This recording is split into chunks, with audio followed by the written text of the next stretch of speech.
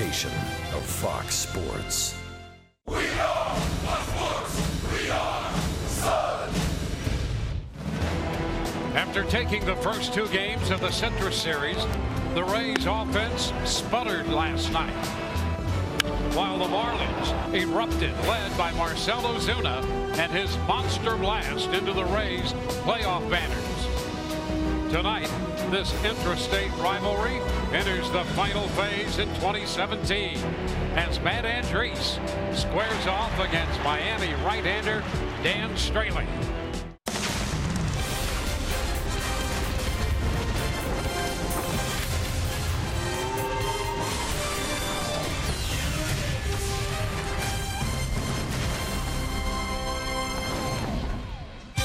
Tonight at Tropicana Field, the Rays homestand continues. It will be a 9-game stand.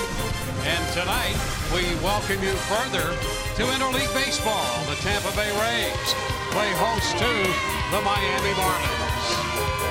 Hi again, everyone, and welcome to an evening of Rays baseball. Great to have you aboard with Brian Anderson, Dwayne Stats. We'll hear from Alex Cordry a little later. Well, this ball club, the Miami Marlins, last year, the Rays dropped 3 out of 4 in the interleague play between these two teams. Rays have a chance to win 3 out of 4 from the Marlins this year and turn the tables. But they're going to have to put a better game on the field than they did last night, particularly when they're up against this offense. You know, they're 11th in the National League in runs scored. Hard to believe when you look at the hitters in their lineup, led by Marcell Ozuna. They got to figure out a way to get this guy out. I mean, one time put up an offer for Marcell Ozuna because he's played 20 games against the Rays over the last 5 seasons, and he has at least 1 hit in all 20 games, and it leads to these numbers right here. 400 average. He is 30 out of 75, and 10 of those hits have gone for extra bases, including the longest home run that I've ever seen with these two eyes, and that was hit last night. You can see the pop that it put into that banner out there in left field. He's got tremendous power. Rays need to find a way to control him in this game. Matt Andriese will be the guy that gets first crack at it, and over his last 4 starts, he'll take these numbers. I'll tell you something else about this 4-start period. 3 of the 4, he's gone at least 6 innings, and the Rays would certainly like to see that kind of length here tonight, help out that bullpen. For Matt Andriese, it's pretty simple. Arsenal, establish it down in the zone early, climb the ladder every now and then, work quickly, and pitch to contact. So it's Matt Andriese on the hill for the Rays. Dan Straley doing the pitching for the Miami Marlins, and he has pitched much better than that 1-2 record would indicate. Rays and the Marlins wrap it up, and tonight Colby Rasmus will be in the starting lineup for the first time this year. More on Colby Rasmus being activated after this.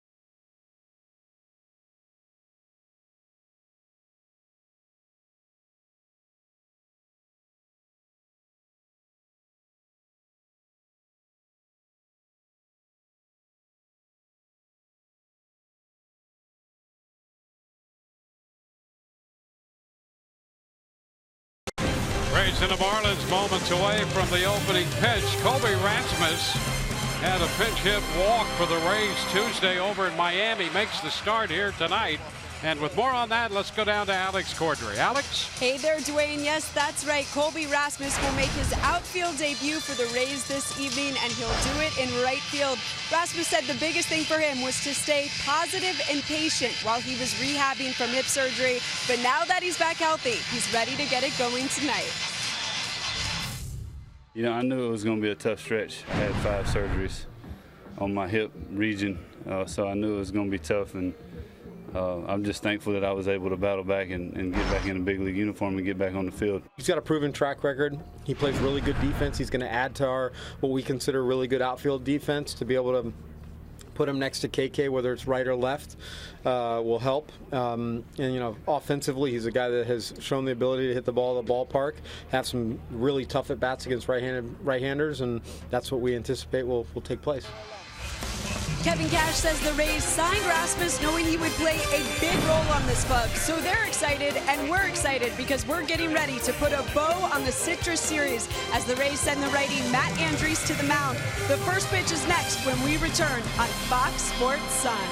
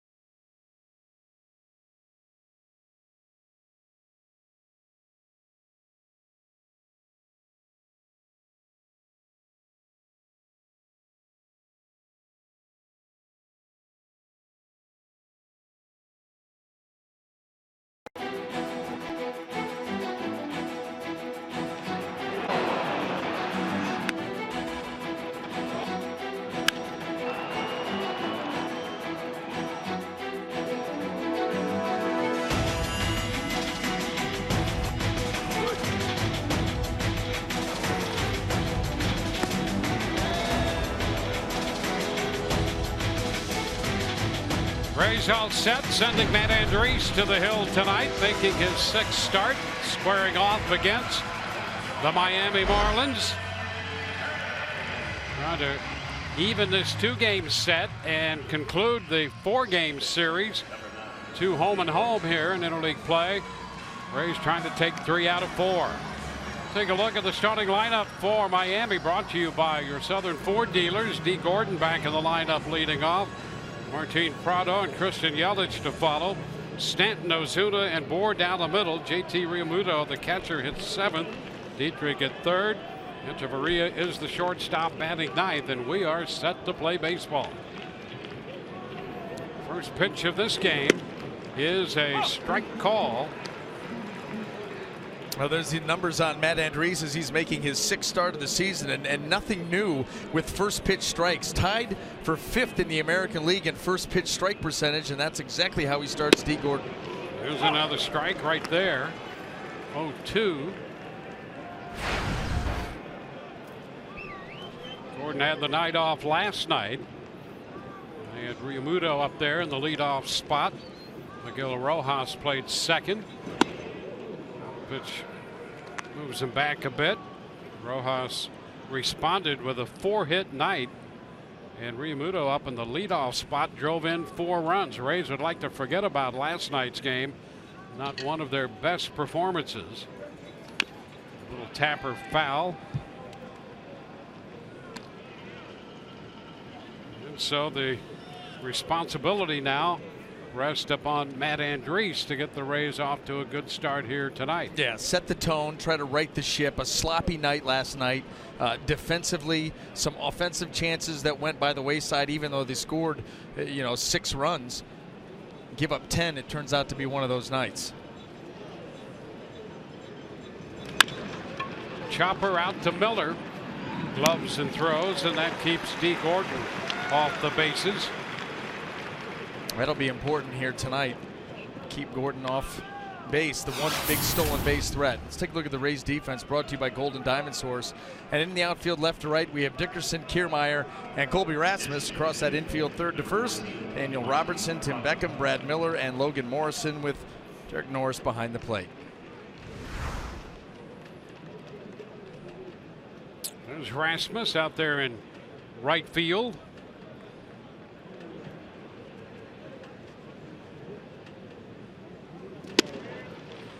First pitch to Prado is a strike.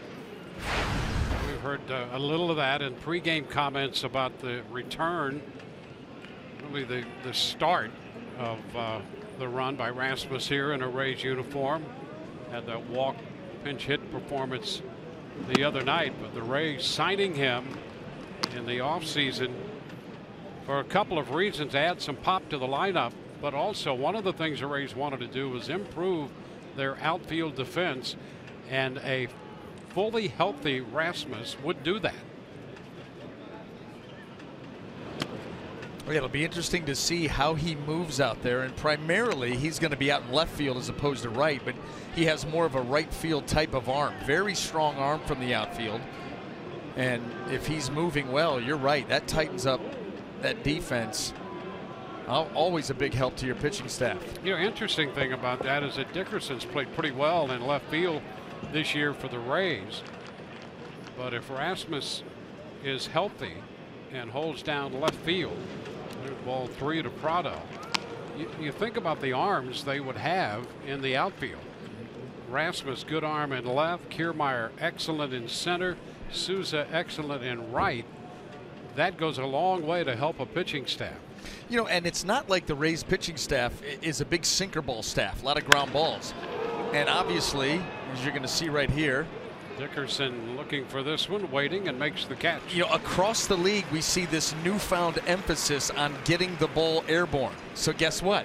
If that's going to be the emphasis of opposing offenses, they want to get the ball in the air, well, then you better have an outfield defense. And that's what the Rays are looking to do here. And with Colby Rasmus and Corey Dickerson, we talked a little bit about him in the pregame show. He's gotten some time out there in left field, which is where he is tonight, and he's shown himself to be, a better defender than I thought coming into the season. Mm-hmm. That lost weight, more athletic, covering a little bit more ground. We've seen him make some good throws, so he's done a nice job out there too. It's Christian Yelich for the Marlins. Starts the night hitting .275. Well, let's take a look at some of the work out there in left field by Corey Dickerson. Nice job in Miami. Padding, the fencing, got it all. 1-1. Yeah, and if Corey Dickerson, if you're the fence and he's going to run into you, it might be the fence that loses. You can almost say that around the horn. Yeah. I mean, Souza Jr., he'll throw a forearm into you. Dickerson, solidly built guy. Kevin Kiermaier, he gives up his body as much as anybody. Some aggressive outfielders.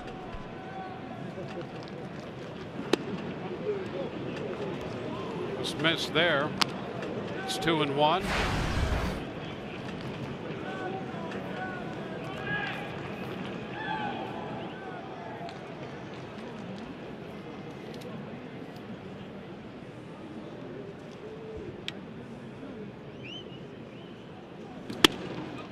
Now 3-1 to the 25-year-old outfielder.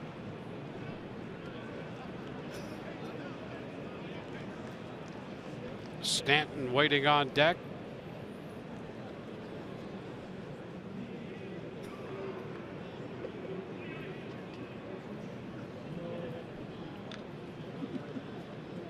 Andres behind, 3-1 in the count.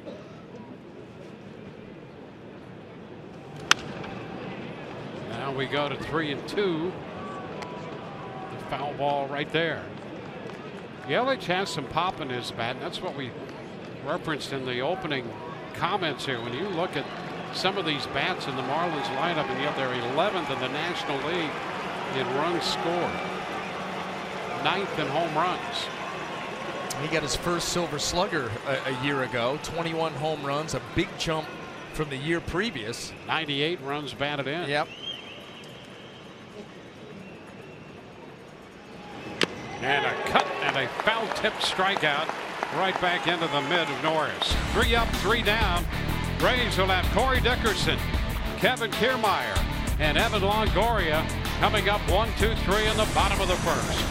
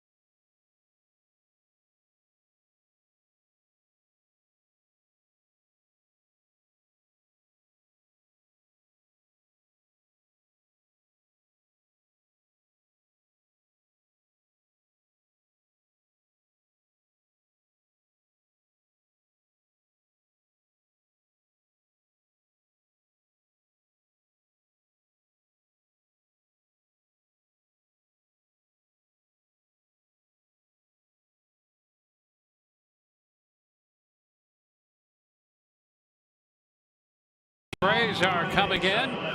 We'll take a look at the starting lineup presented by your Southern Ford dealers. Corey Dickerson, Kevin Kiermaier, and Evan Longoria as promised. Longoria the DH. Brad Miller hits cleanup. Logan Morrison in there at first in front of Colby Rasmus. Tim Beckham, the shortstop, hits 7th. Derek Norris, the catcher, 8th. And Daniel Robertson back at third base. He'll hit 9th. Well, towing the rubber tonight for the Miami Marlins is going to be right-hander Dan Straley, making his 6th start of the season. The record 1-2. You see the ERA just over 4. 26 innings of work, has only given up 17 hits, and you see the strikeouts there, more than a strikeout an inning. And Corey Dickerson about to step in against him. Not many of the Rays hitters have seen him, and the pitch is a bit wide, 1-0. And he does have interesting numbers when you look across the board on Straley. Well, Dickerson's 6th in the American League in hitting at .330. Sometimes you can look at statistics in baseball and translate those into a clear performance on the field. That's not the case with Straley. No. You see, first of all, the batting average against 183.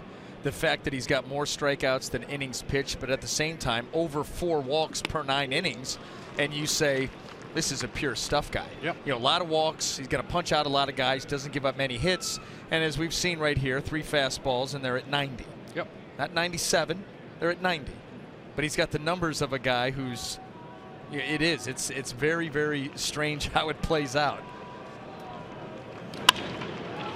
There's a popper in the shallow center. Echeverria out from shortstop to make the catch.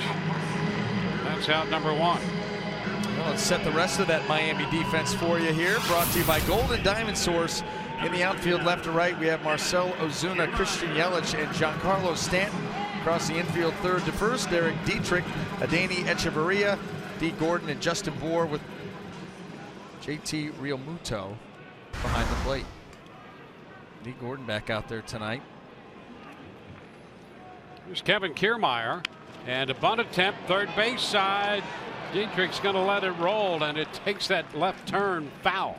That's respect right there. Respect for the speed of Kiermaier, because Dietrich was playing in expecting the bunt. He got the bunt and then didn't even make a play on it. Let it roll foul because he wasn't going to get there in time, even though he's come. Look where he's at. Well into the cut. There's the bunt. I don't have time from here. Hope it rolls foul. And he's right. Yeah, good sense of field positioning there by the Marlins third baseman. 0-2 to Kiermaier.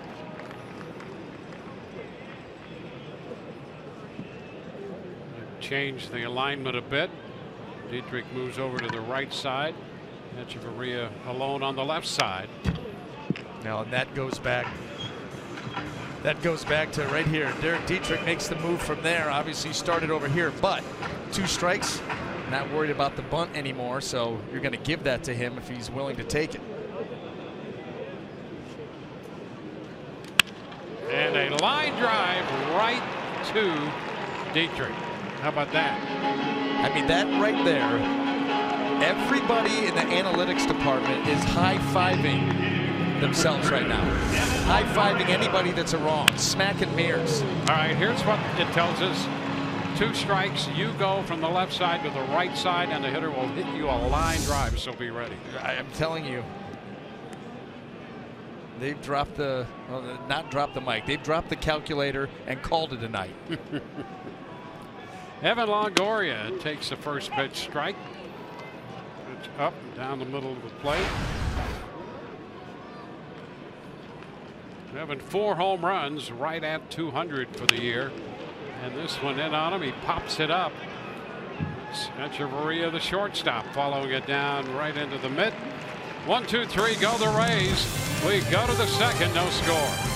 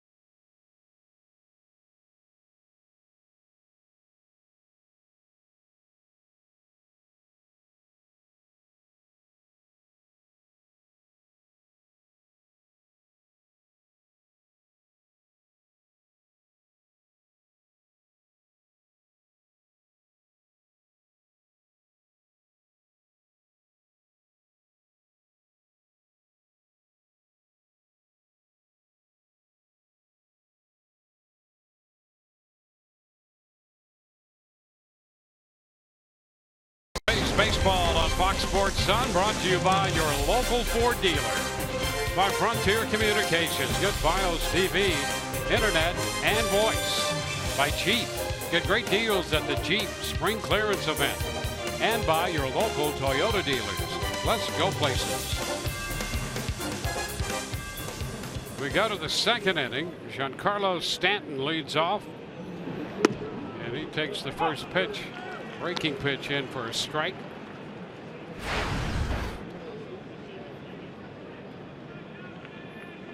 One, two, three first for Andres. Lifted to the right side, foul. Morrison near the stands. He's going to have room, and he makes the catch. Stanton lifting a high pop foul just inside the right field stands there, back of first base.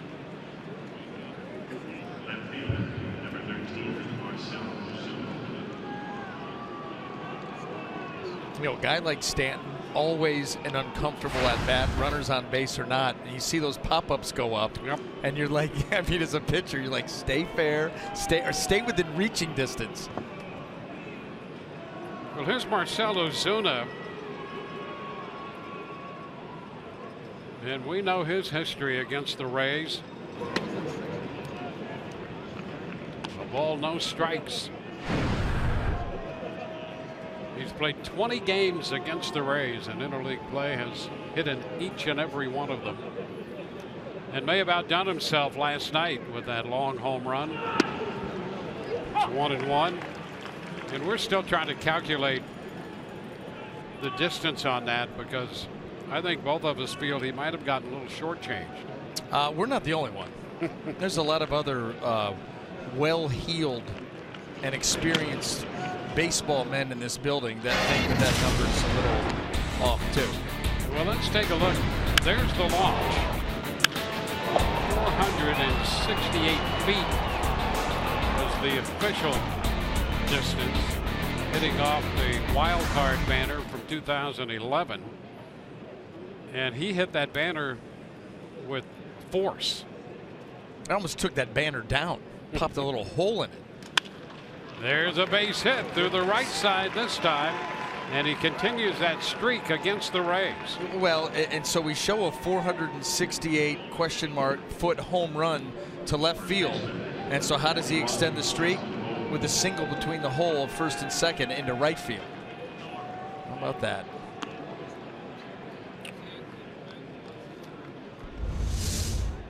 Yeah, take a look at this. Let that ball get into the zone. He stayed on it and just poked it through the hole. It's not like you know, this streak, Dwayne, goes back to 2013 when he broke into the league. And it's not like this Rays pitching staff over that span have been real easy to hit against. And it's not like he sees an awful lot of them, a handful of games a year. You can't figure them out. Justin Ward takes a strike. Yeah, let's go back to the calculation on the distance on his home run last night. It's just going to infuriate me, you know, go ahead. Rick Odioso, who is our numbers guy here, stat guy and as good as they come, and low-key, he's been around a while. In fact, he's been here from the beginning in one capacity or another since '98. And he was involved as much as anyone in calculating distances at Tropicana Field. And they pretty much determined that if you, give or take a couple of feet, but if you hit the wall behind the stands, that's 450 feet. So if you're going to hit the ball, that's about as far as you're going to hit it. Now if you're going to project it, that's a whole other issue. And to hit the ball as high and with that trajectory, and to hit that banner with that force, that ball's going to carry way beyond. If you hit 450 that's behind the banner, how much longer is it going to go? 18 feet. Well, that's what some people think, you know?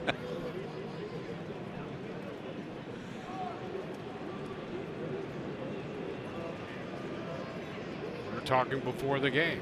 483, 484. Would you take that?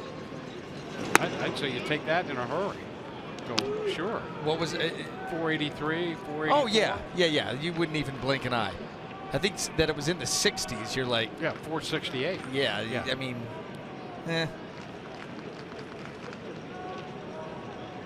Don't get out the protractor. Not interested. I'm looking at it.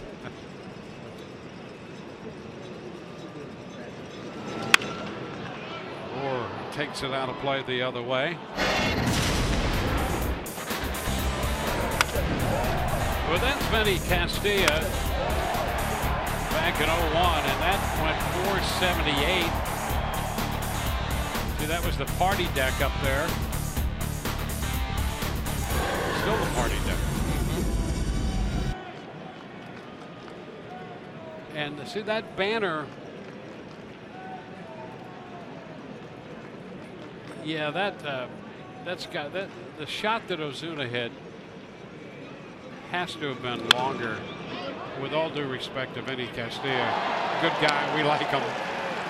Well, I'll tell you, you just look at the two, right, and look where that ball hit the banner out there off Ozuna's. Right, I know. I know this too. I was talking to Rays pitching coach Jim Hickey before the game, and we were talking about other stuff, and all of a sudden the shot from last night comes up, and he unequivocally just deadpanned. He said, "Farthest ball I've ever seen hit in my life." I don't care what level. Yep. Furthest ball I've ever seen hit. Made no bones about it, because then he said, "Are they going to really try to sell us on this 468 stuff?" And that's when it started. So this has been going on for a while.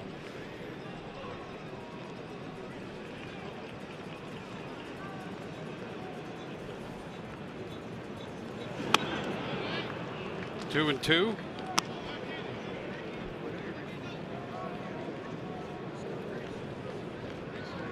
Well, once you establish that if you hit a ball to that back wall, it's 450, then you've got a pretty good frame of reference. And they did that. They plotted the distances of this. You know, that was all laser and all the stuff that impressed us in terms of trying to diagram how far that would be. Nice pitch there, and Moore is out on strikes. Two gone. So if that's 450, I'd say 482 would be reasonable. I could sign on to that. Yeah. You don't sign on to stuff readily. So I respect that. Very deliberate in some of those decisions you want to make. The key word being some, not all. Hey, part of the human experience. JT Realmuto now.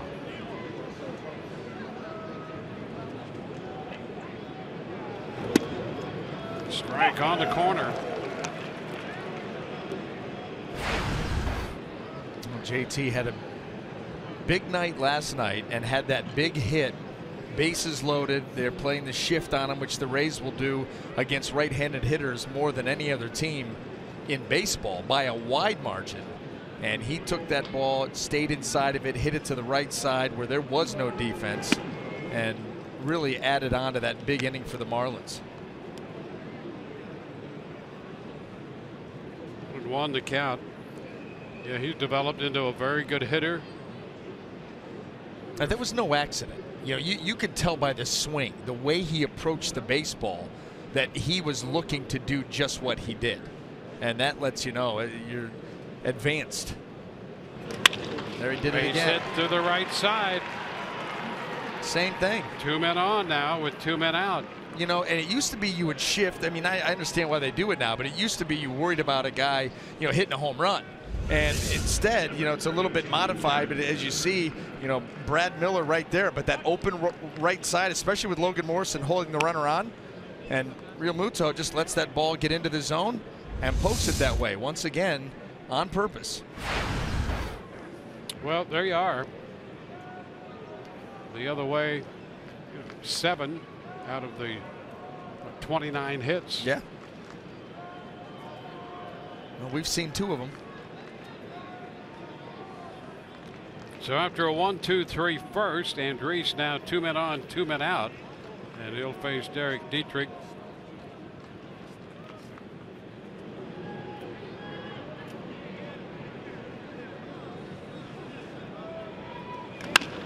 ground ball fair back of first.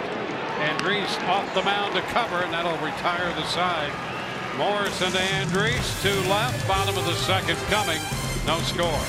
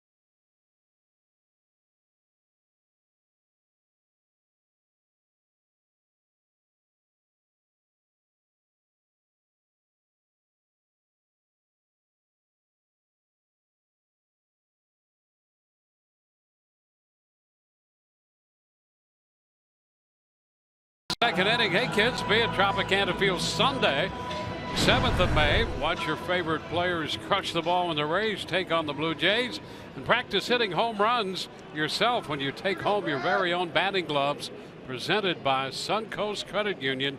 Visit RaysBaseball.com today. Rays up. It's a strike called on the first pitch to Brad Miller. Well, one thing Straley has shown through the first 3, now 4 hitters, he'll go right after the hitter, and he's ahead of Miller 0-2.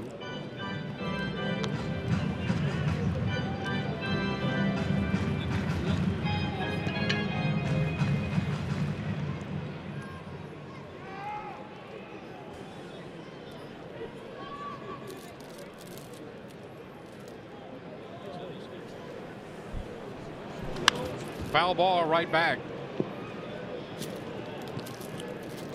Hey, here are those batting gloves. Look at that.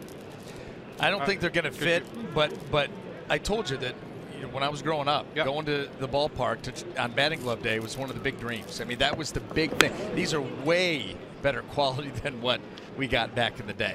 Yeah, pretty much guaranteed to last the ride home.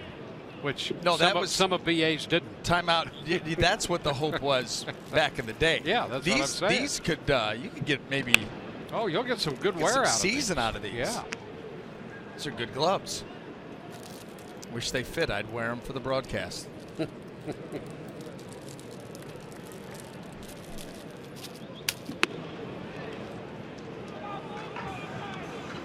Those arrived in our booth. Along, each one of us now has a brand new 2017 edition of the official baseball rules, and I don't know if someone's trying to tell us something. This one is popped up, foul left side, and going to be near the bullpen. Scatters the bullpen. No one could get to it. I'm not sure. Somebody sent us the rule book because they thought we needed it. We had the old one. We just a little late in getting the new one. This is homework right here. It's a little thicker than I can remember. And there's an addendum, a special section. I thought. Life's getting more complicated with each passing year. There's ball 4, and the Rays get a leadoff walk. No sooner do we talk about Straley getting ahead of hitters. He did so with Miller, but he walks it. And Real Muto came out there to throw that ball around the horn, just assuming that was strike 3. He came popping out of there behind home plate and then had a little discussion with Stu Sherwater. He thought that pitch was a strike, and I think now the Marlin dugout is talking to him. Let's take a look.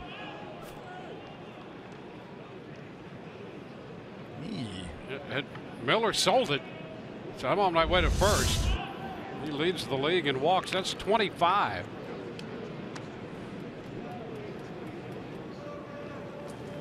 The Rays may have gotten a break on that call. A pretty good pitch at the bottom of the zone, but you'll take what you can get. Seen some of those calls go against the Rays too.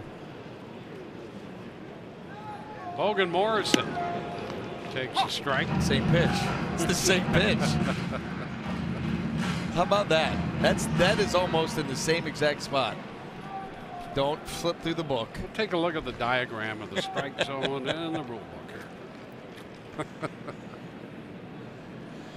0-1 count. Can't beat fun at the old ballpark. I mean, if you can't have fun here, when you think about the hours that these guys put in, it's every day. If you want to count spring training, it's every day for almost 7.5, 8 months. And that's if you don't make the postseason. And it's a good part of your day. And the travel and the hours. You better have a sense of humor and be able to have some fun at the ballpark. Yeah. Good pitch right in on him and tried to check 1 and 2 on the foul ball. I would imagine, given all that you just described, when game time comes, obviously you have to be very serious about it, but it's almost like recess. Let's go play. Let's have a good time out here on the field. Do the things that you know you can do and win a ball game. Yeah. You got to think back to tap right side. Nobody at second. So in there safely is Miller, and they do get Morrison. Well, they had Gordon ready to try to get a force play at second, but nobody there. Well, you had Dietrich backing up Gordon and Echeverria heading towards third base. You know, right here, Dietrich's going to head out this way, and Echeverria heads this way, and that D. Gordon peeks over at second base. There's nobody there. A little chopper. Dietrich going to back it up. Uh-oh, he gets caught. Nobody's there. That's where that shift gets a little bit complicated when you talk about, I mean, base priorities, turning double plays. Colby Rasmus. He looks at a fastball. Rasmus has faced Straley before in his career. He has as many at-bats as anybody in the Rays lineup against him, which is 5. He's 2 for 5 off the Marlins right-hander. 1-1.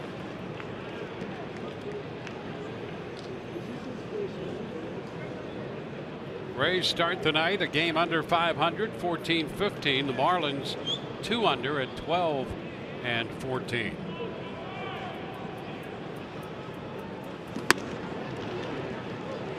Two and 1. Straley had a very good year in Cincinnati last year. Finished 14-8 and really took off right after the All-Star break. He had a great run. 2-2 now. The Rays trying to cash in on their first scoring opportunity.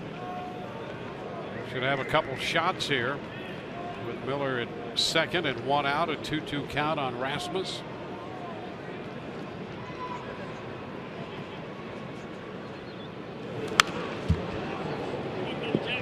Fouls the fastball back. Well, he's staying consistent with the approach, staying with the hard stuff, the fastball, and keeping it away from Colby Rasmus. Even trying to bring it up in the zone just a little bit. Colby Rasmus, you know that he likes that ball down and out over the plate where he can drop the barrel.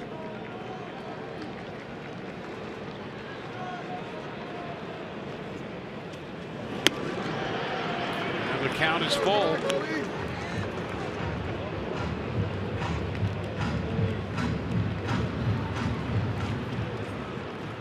Straley originally in the Oakland system, came up for a handful of games with Oakland in 2012. Since then, he's been with the Cubs, the Astros, the Reds, and now the Marlins.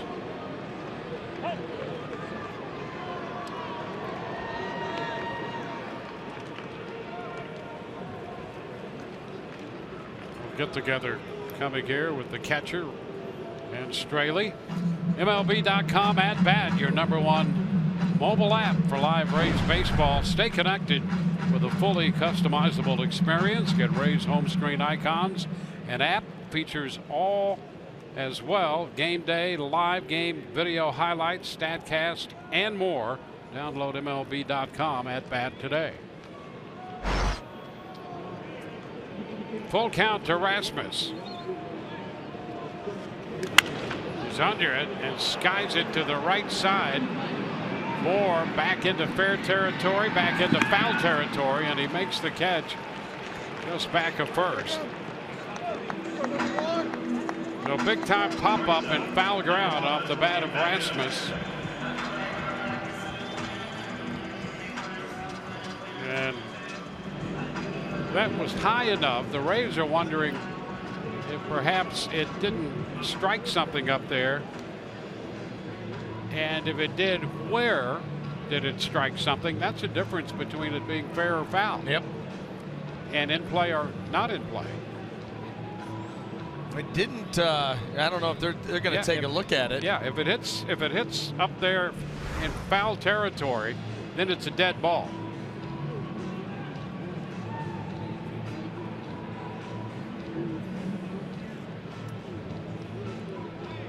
So the Rays have that little discussion with the umpiring crew.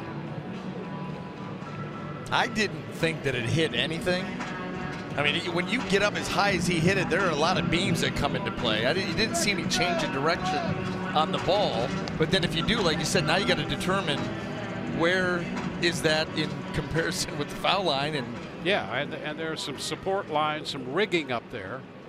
So if it hits that in foul territory, it may not redirect it as much as if it would hit the catwalk or something like that. But all of that's just idle conversation now. It's going to stand as out number 2. And here is Tim Beckham.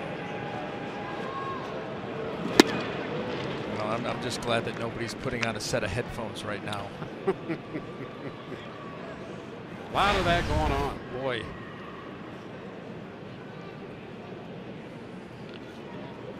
Beckham's going to try to get the run home.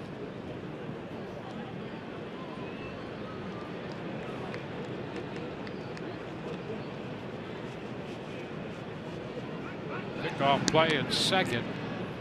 You know, Dwayne, it goes back to, how about the replay last night where you have Ichiro Suzuki sliding into first base. He's called safe. They go back and look at it, and they come back and they overrule it. We were kind of surprised by that. Didn't seem to have a shot that really said definitively that he was tagged. There are a lot of people on the Rays side that were surprised by that call going their way. Said, wonder what they saw, because nothing looked definitive.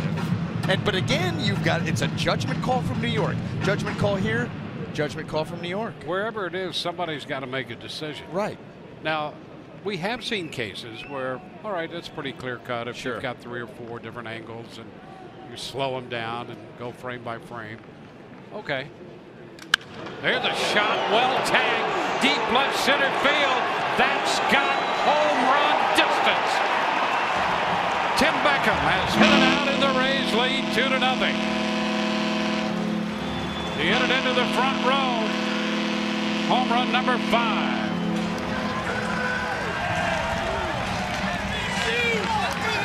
So Beckham gets the run home and then some. A 2-run blast on an 0-2 pitch.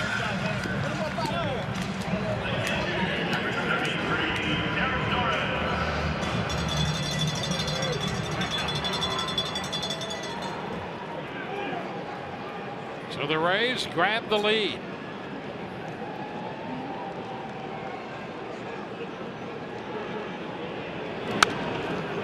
Norris fouls the fastball back. Here's the home run pitch.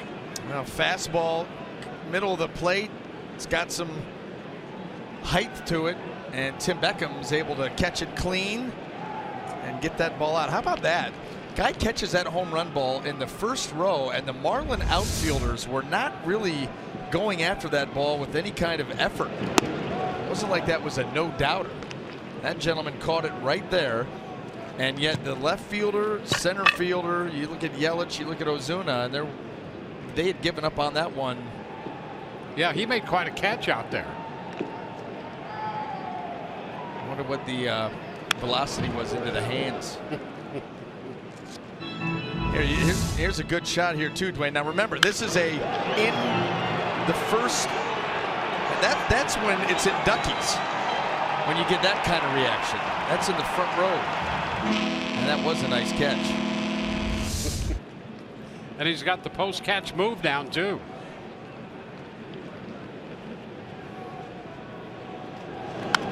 Pitch up, and it's fouled back by Norris. So still the ball, 2 strikes. Yeah, that was a great catch out there on that drive. But an interesting point you make. Well, when you're watching from where we are, and you see them start to pull up, and the trajectory, you're like, okay, that ball's got Duckies written all over it, and it goes first row. Now that's the real move after making the good catch. Got to get out the phone. Cutting the miss. Norris out on strikes. Rays come up with 2 runs on the home run by Tim Beckham. And after 2 tonight at Tropicana Field, 2-0 Tampa Bay.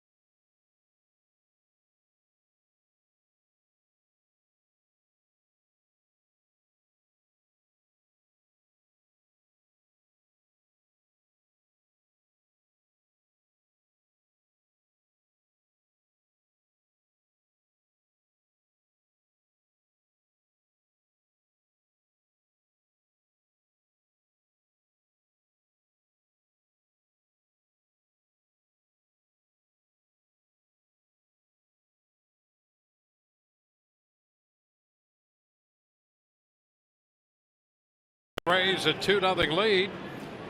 We're headed into the 3rd inning. Matt Andres against Dan Straley. Andres left a couple Miami runners on in the 2nd inning. A couple strikeouts, no walks, 2 hits, no runs. Danny Echeverria, the shortstop, to lead it off. Then D. Gordon and Martin Prado.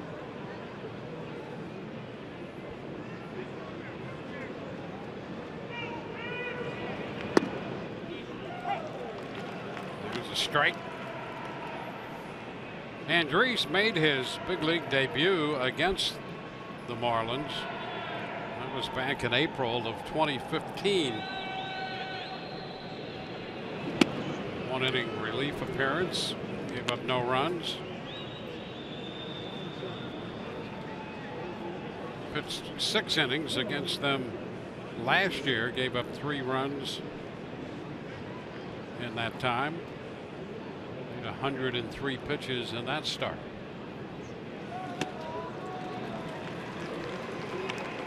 Now 1 and 2, no decisions in those 2 appearances.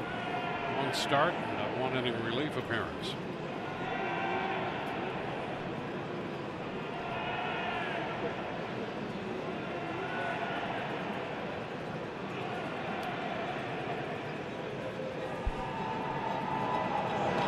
Ground ball up the middle.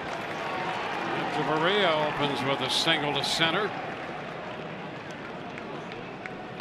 Yeah, Daney did a nice job of staying on that breaking ball and using the middle of the field. The Rays had him defensed more traditionally, and that left the middle wide open.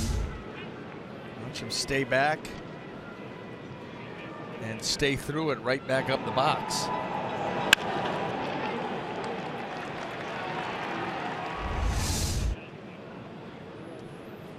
Top of the order, D. Gordon. Came into the game hitting .286.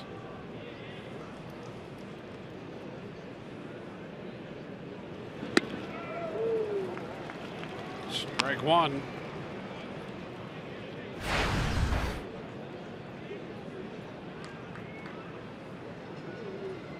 Well, this is one of those situations where you wonder if Don Mattingly, if the Marlins look to do something here.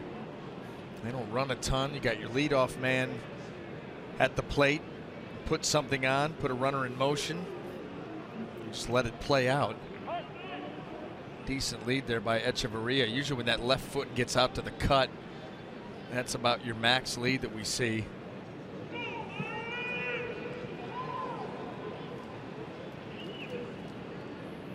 Yeah, Echeverria, the guy they may start on a hit and run. He doesn't run a lot. And there's a bunt. No play as Robertson tried to get it up and out, but could not find the handle. And then alertly looked to third because it was unoccupied for a moment. And Beckham got over there, and even Norris hustling down from back of the plate. So the bunt put down by Gordon. Yeah, and Dwayne, this is much like what the Marlins did with Kevin Kiermaier. Robertson was in to take the bunt away. He just couldn't come up with that baseball clean. D. Gordon still, you see where he's in. He's, again, way in the cut. A perfect bunt by D. Gordon. I don't know if they're able to get him there anyway, but it's gonna be an off-balance throw. And then everybody in that infield heading down to third base to protect there. You know, that's something they want. The Marlins wanted D. Gordon to do a little bit more of with his speed and bunting ability. Only 6 bunt base hits a year ago, and that was something to look for this season. Would he get more aggressive in that category? And that's where it pays off. Yeah, now you get into a dangerous part of the lineup with Prado, veteran professional hitter. This guy's very good with the bat. He takes a strike. Fly ball in the first, caught by the left fielder Dickerson. All you have to do is look at the Rays infield defense to let you know that. They're playing, well, like they did for a long time. Straight up. Straight. That's right. Hoping to get a ground ball and maybe turn a double play. That's exactly right. And Matt Andriese, a lot of stuff that moves down in the zone, he can get them. Down to third, out at third, out at second, and safe at first. Rays trying to turn a triple play, and they come up just short over at first base. Would that have been something? So a double play. They got Echeverria down at third, and Gordon at second. Well, he took him right to the bag, and then that throw a little bit wide. A nice recovery by Brad Miller to be able to get there. Got to get rid of it in a hurry if you're going to make this thing happen. And Prado just able to get there, but boy, what an effort by the Rays infield. Matt Andriese doing the triple play dance.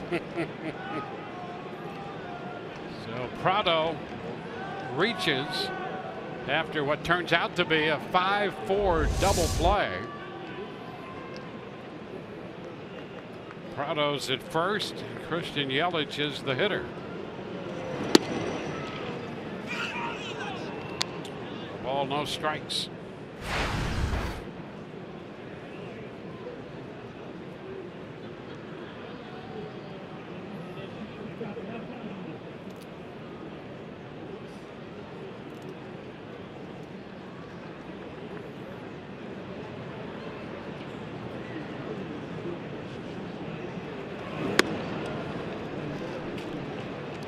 2-0. Yelich, as we mentioned last year, a very good season. He drove in 98 runs and he hit 21 home runs. And for the longest, he was always been pretty patient up there, but a ground ball hitter. And last year, he started to hit the ball on a line more, lifted a little bit, and he started to see that run production increase. Over 20 homers and close to 100 runs batted in. Now he's got that long, lanky, athletic frame where he's able to create leverage, good torque, get some bat speed, and if you get the ball in the air, you're going to get it to carry out of the ballpark. And if you're going to hit in the middle of the order, well, they'd like you to be a run producer. And that's what he has the ability to do. And like we said earlier, took home a Silver Slugger.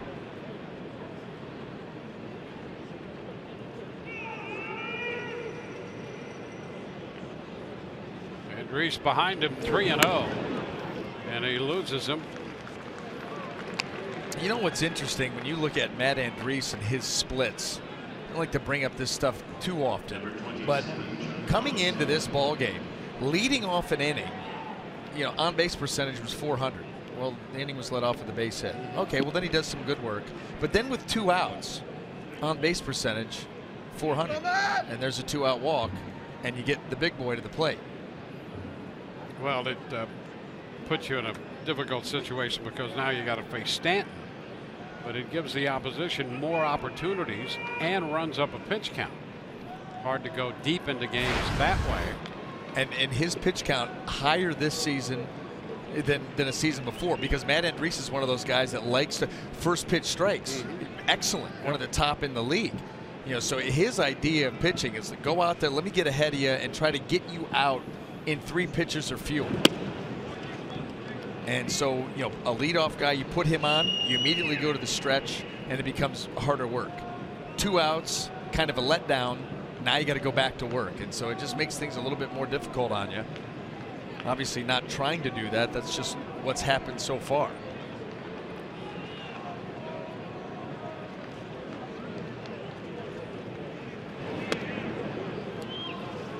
Close, but a miss.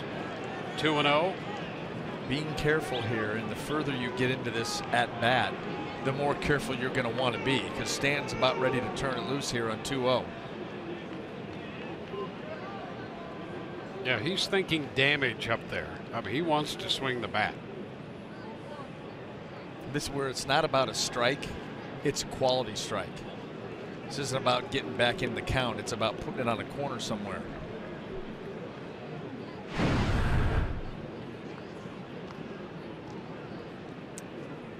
Pretty good numbers there. Well, he's got the 391 with men in scoring position. Ozuna behind him is at 455. Remuto's at 476. And Echeverria at 444. So they have some guys who can put the bat on the ball in key situations, and we've seen what Ozuna can do. Stanton speaks for himself. Chopped to third, fair, and a step on the bag by Robertson to retire the side. Marlins threaten, do not score, 2-0 Rays.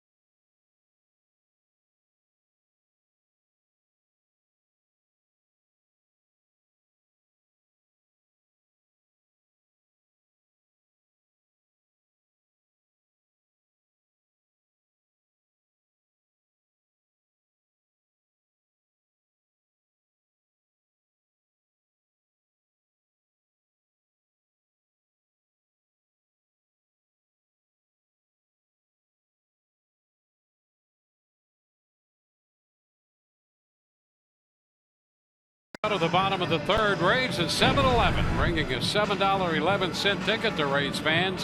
Visit a local participating 7-Eleven store.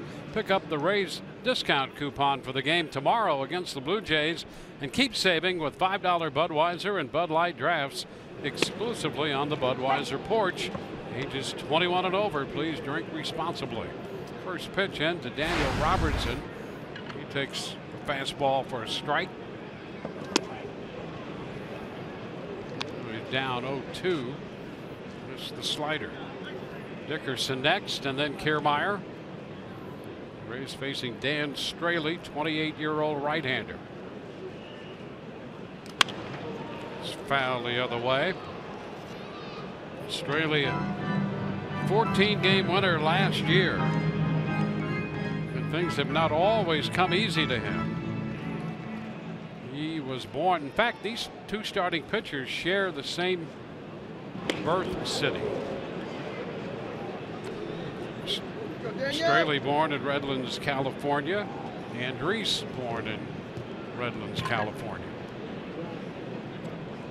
And here squaring off in Florida in the Citrus Series, no less. That's right. Pitch in is popped up. Gordon's making the call. Not too much unlike the two pitchers last night who hailed from the great Northwest and came to the fabulous Southeast to square off. And these guys born in California, really in the metro Los Angeles area. The Redlands about 70,000 population. And so we have Straley and Andriese matched up in this one. Here's Corey Dickerson. This pitch is down. Although Straley did not go to high school there. He went to high school in Oregon, Springfield, Oregon,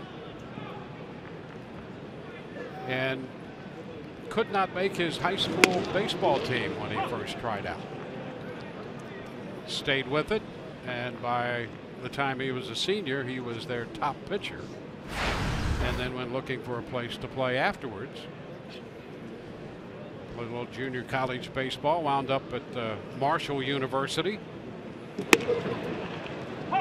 Not anywhere near Oregon or Redlands, California. No, and really the first time that he'd done any traveling at all, that he went all the way across the country to go to school. Got a chance right there.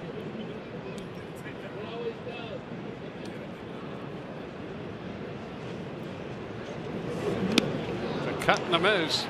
So Dickerson is out on strikes. So 2 up, 2 down in the bottom of the third. Let's check in with Alex. Well, Dwayne, after Wednesday night's game, Kevin Kiermaier says he feels like he's getting back on the right track, hitting 200 coming into tonight's game. But manager Kevin Cash says there's no plans to drop him in the lineup because he's confident that the Rays Gold Glove center fielder will come out of this tough stretch. Cash sees that Kiermaier's putting in the extra work to get his offense going, but says even more importantly, it's not affecting his defense or other parts of his game. Guys?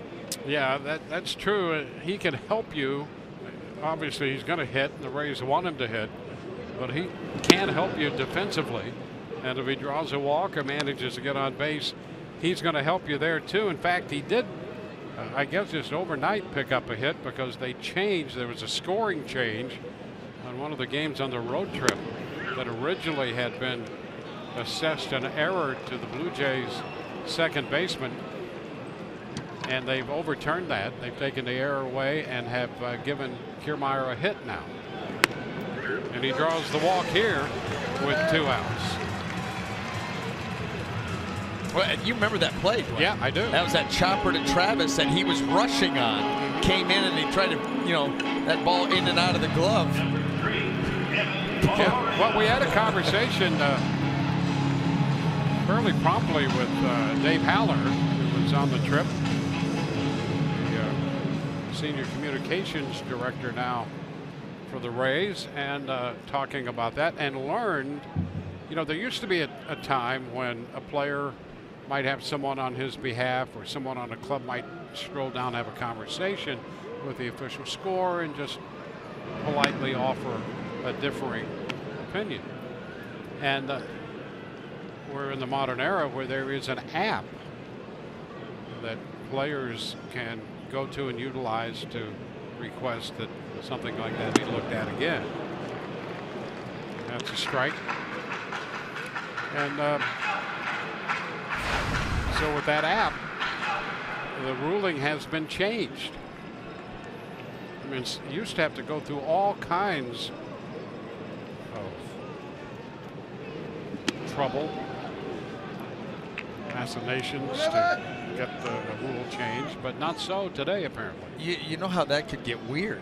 You know, you're a pitcher. Guy hits a ball in the hole. They call it a base hit. You think it was more of an error on your third baseman. Do you go to the app and call out your own player? It wouldn't surprise me to see that happen sometime. I would have to agree with you. I would have to agree with you. Pull out the phone in the dugout, go into the app. Hey, listen, these are not earned runs. Hey, it's better than just yelling up to the press box. Well, yeah, but I mean against your own team. Oh, well, that's not good. That's about as bootleg and bush league as you can get. But I, again, agree with you. I bet it's happened. Foul ball straight back off the facing of the deck just above us. If it's allowed. Maybe the app has a block you can't call. Yeah, probably, yeah. It should. Yeah. All kinds of things to consider in this game. Well, I mean, it's evolving. It's more than a bat and a ball and, you know, a glove, and you go out and try to get 3 outs and 3 runs. Fly ball back into right center field. Right there is Stanton to make the catch in front of the track. Ray's going to walk, leave a man. We go to the 4th, 2-0 Rays.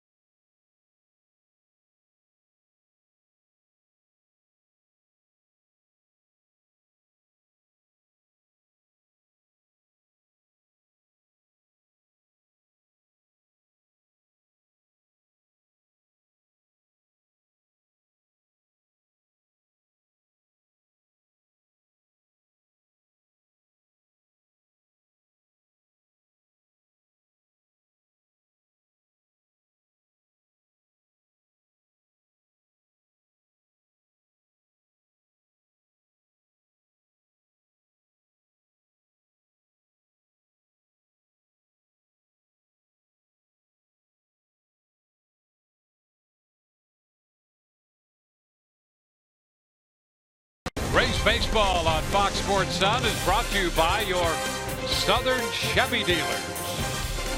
By Jeep. Get great deals at the Jeep Spring Clearance Event. And by Geico. 15 minutes could save you 15% or more on car insurance.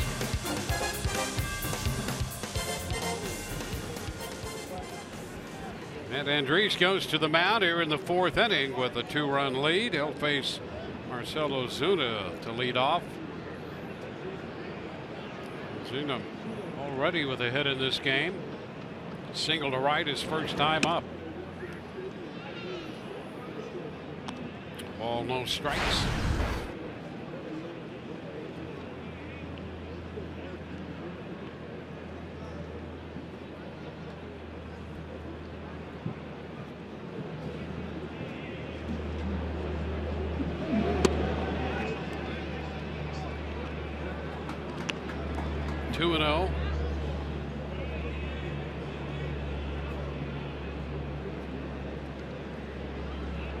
Marlins tend to be an aggressive team up and down this lineup.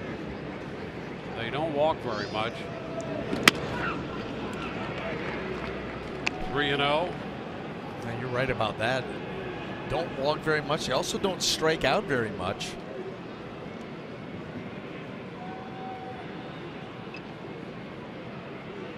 Had a good team average coming in, but obviously because of the lack of walks, on base percentage not where you'd like it to be.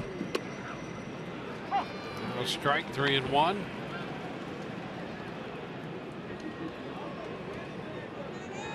Justin Bour is on deck.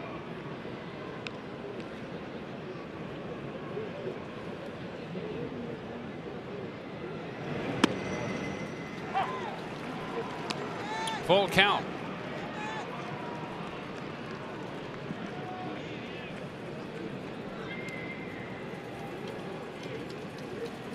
Rays and the Marlins wrapping up the Citrus Series tonight.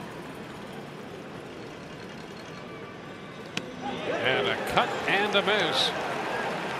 Andres picks up a strikeout. Some movement on that pitch at the end. You know, Dwayne, that was one of those changeups that, you know, if you just watch the ball out of the hand, it's got slider movement. 87. And that thing kind of cutting right across the plate. There's the grip.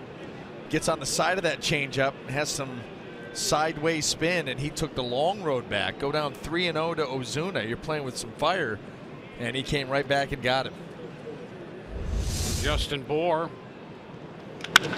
Sharply hit and just out of the reach of Miller. Base hit into right. That ball was stung pretty good. Yes, he was ready for that fastball, wasn't he? Goodness. Loud contact for a ground ball.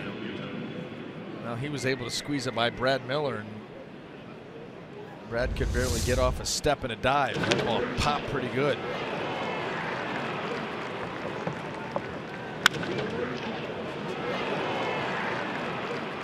It's a strong man with a powerful swing.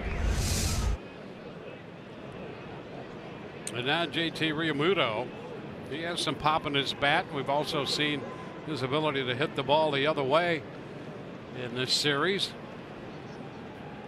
They're giving him a big chunk of that right side once again, and it doesn't help with Logan Morrison holding on Justin Bour. As you can see, Brad Miller shaded up the middle. Well, they maintain their huge lead. Look at that major league average, Dwayne. 9.6%. The Rays are at 35.5. And I'm not even sure if this one would qualify. I think you're right. It wouldn't.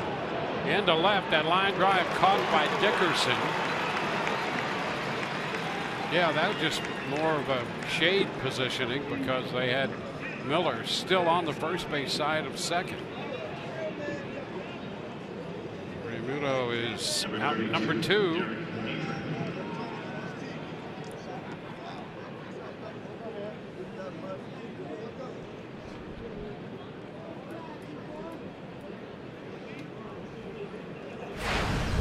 Derek Dietrich rounded out his first time on a ball handled by Morrison.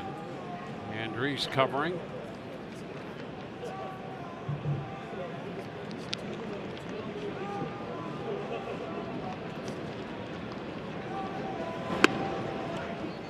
First pitch a little wide. 1-0.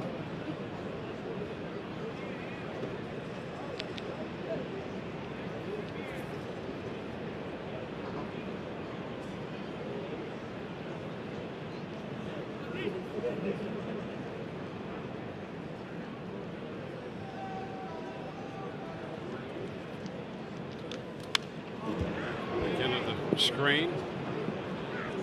1-1.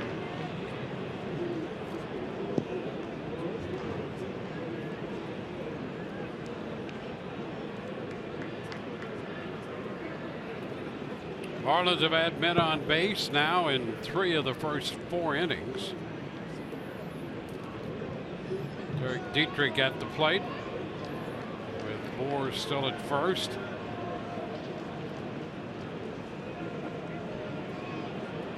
Dietrich originally with the Rays organization. They drafted him. 1 and 2.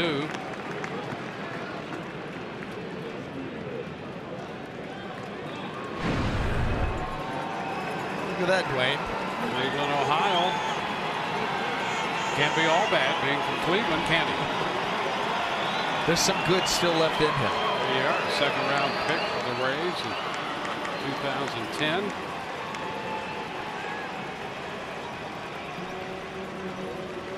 Good people in Cleveland.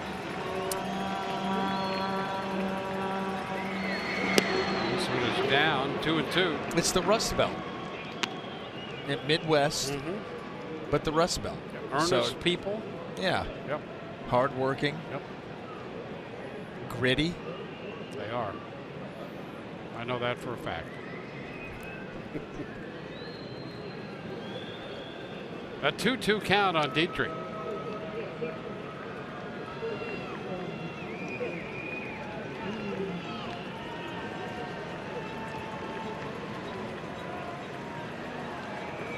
And Dietrich is out on strikes.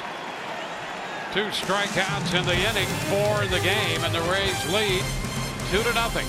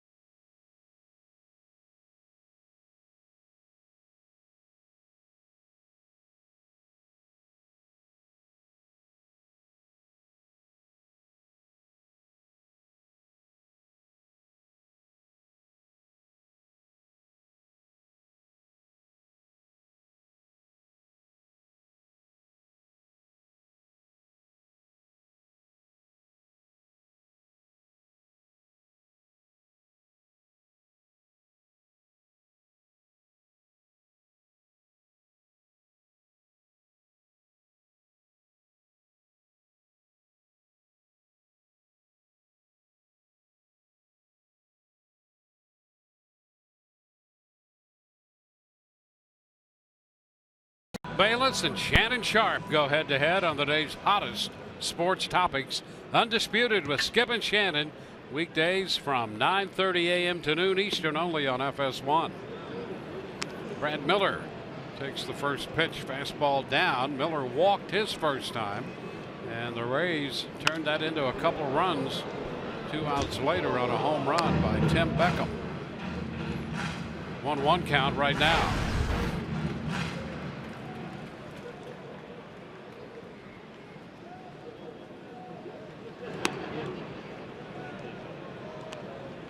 Morrison next, and then Rasmus.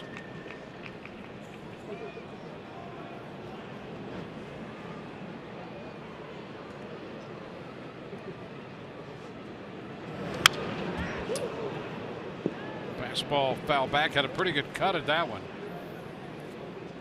He sure did. And for Brad Miller, it's all about getting that timing back. You know, he's got that little leg kick. When we saw last year, very streaky, but when everything's in sync, he makes some of the loudest contact that you'll see and hits the ball about as hard as anybody. Yeah, he gets that leg kick and that, you know, he gets things started and puts all that timing together. And when he connects, that's one of the reasons he hits it as long as he does. Yes.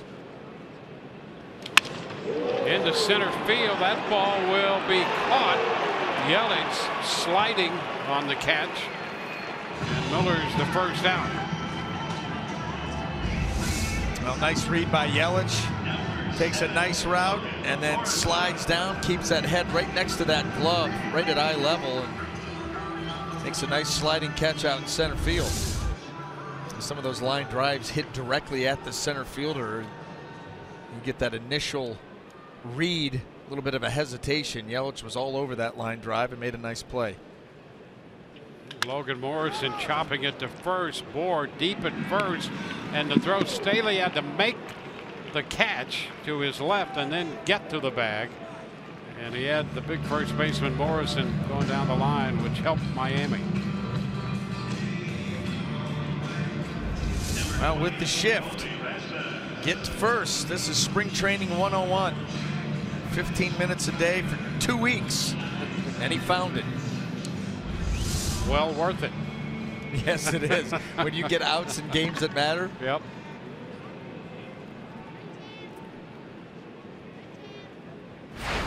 It'll be Rasmus up here. It's the pitch low.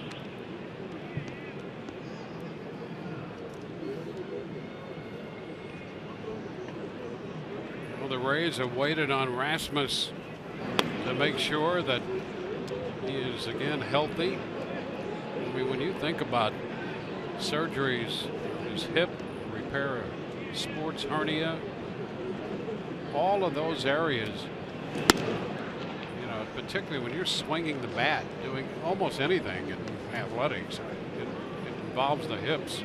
Right. And that's why, you know, you're interested to see the swing, of course, and then also how he moves in the outfield. And you got to believe that if he wasn't healthy, obviously he's not going to be standing in the batter's box right now. And well, the Rays always have been very conservative about that. Yes. And I think Rasmus probably was himself. Because of, you know, what you said and the areas that were affected. He draws the walk. So 2-out pass. Rasmus heads to first. And that will get Tim Beckham up there, who hit the home run back in the second inning.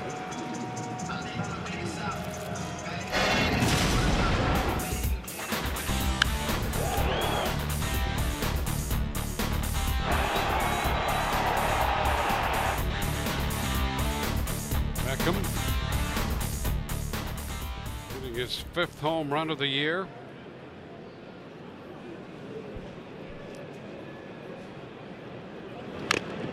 Fouls it. That's a strike.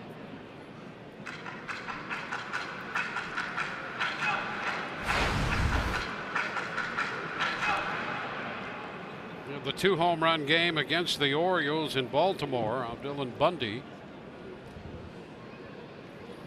was on the 26th of April, and now his first home run in May here tonight.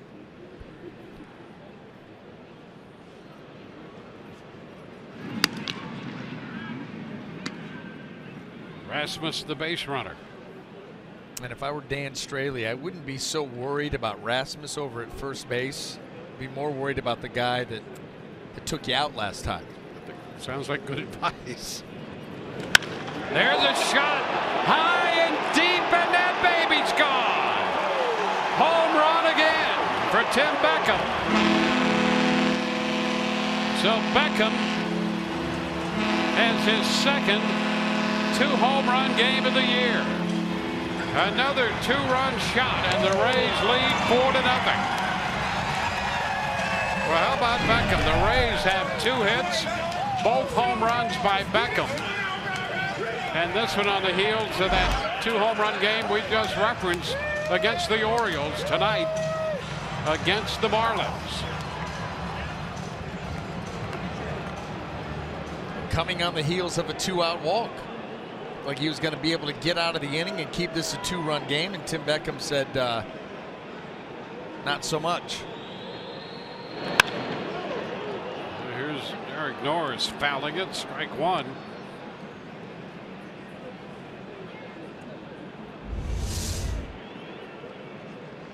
Similar pitch, similar location, same result. The reaction by JT Realmuto behind the plate said it all. He's sitting up away, reaching back across the plate, and as soon as contact was made, you could see him look away like, you're kidding me. Beckham with 2 multiple home run games, and they've come one tonight, the other one, as we referenced, on the 26th of April in Baltimore. 1-2 the count to Norris.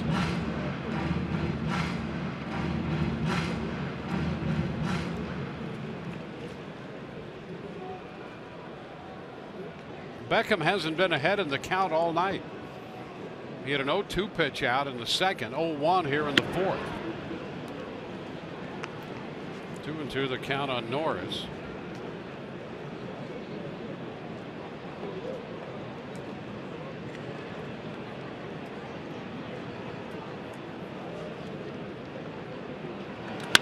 Hot shot foul. So if you look at those last 2 at bats from the time he homered in the second, he had seen 3 pitches from Straley and it hit 2 home runs.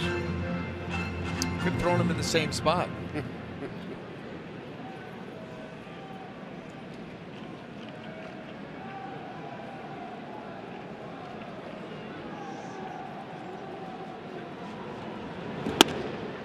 That's the one thing that we've seen. You talk about these games where he's hit the multiple, home run games and hitting a lot of balls hard all around the outfield. He is capitalizing on mistakes, and he's done it twice tonight. You're missing out over the plate. He's not fouling that pitch off. He's not swinging through that pitch. He is hitting it and hitting it hard. And that's why he's on such a great streak right now. 6 home runs on the year. He joins Logan Morrison and Corey Dickerson. All 3 individually have 6 home runs apiece.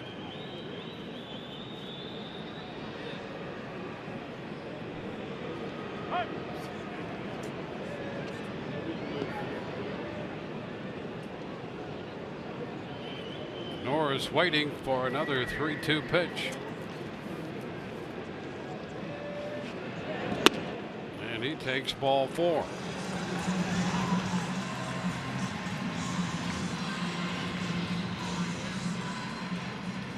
Well, that's 4 walks given up by the Miami right-hander. 2 in this inning. And up 4 runs, 4 walks, 2 hits. The Marlins will talk it over on the mound with Daniel Robertson coming up.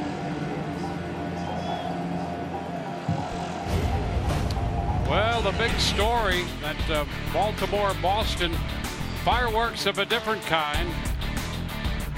Dustin Pedroia belting a home run. And Seth Smith right there coming up with a big hit, followed up by Manny Machado. And the Orioles have taken a 6-3 lead in that game.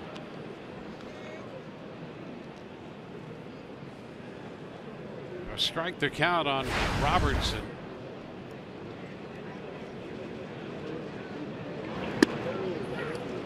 Game's in the bottom of the fourth, 6-3 Baltimore over the Red Sox.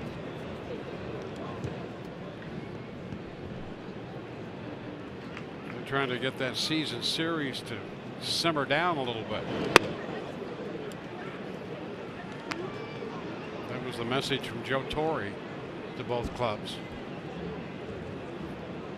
Settle down here. Well, if it was handled properly, it would have been settled down a week and a half ago. First day. Yeah, not in the first day of the last series. Yeah. This is going on far too long because it wasn't done right. And that's what happens. You do it, it's a tit for tat and it's over with, and now all of a sudden it just taking on a life of its own. Daniel Robertson hits it a long way, but well fouled. Robertson's had a nice little run of getting playing time down at third, and that never hurts. Robertson with a home run to center field last night. And he's on a nice little run of reaching base. obviously being out there a lot more helps you to, to get into rhythm, to try to stay in that rhythm. And that's what's happening. Evan Longoria with the plantar fasciitis has been limited to the DH role the last couple of games. Robertson coming into the game, his last 11 plate appearances, he's been on base 7 times and doing a great job in the field. Fouls it away to keep the count at 2-2.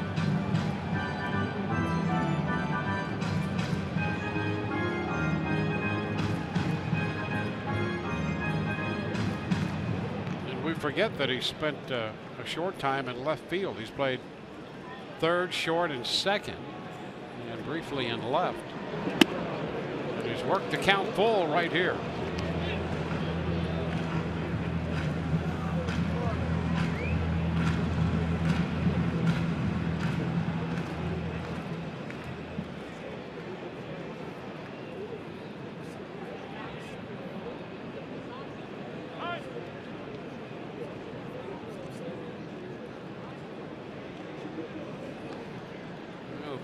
Two runs with 2 outs, a walk to follow. And there's ball 4. 3 walks in this inning. That pushes Norris up to second. And a nice job by Robertson, not helping the pitcher out at all. Going to walk you, he'll let you. Well, we've seen that tonight. He's kind of set that tone. Now, was that the 5th walk? 5th walk of the night. And that, coming in, like I said, you look at the, he's actually outdoing himself right now as far as pace goes. 5 walks and 3 2/3, averaging, about 4.4 walks per 9 innings coming in. Extra base runners have helped out big, especially this inning. 2-out walk and then the home run. Now here's Corey Dickerson. He takes a rip and fouls it back. Boy, he liked that pitch. But yet somehow Straley's been able to keep that opponent's average down, which he came into the ball game leading the National League. 183. And 2 for 13 tonight. That'll go down.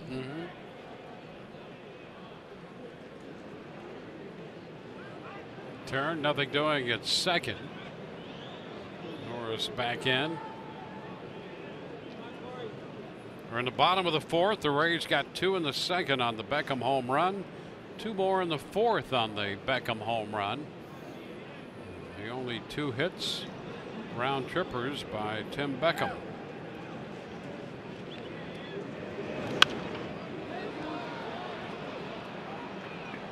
0-2.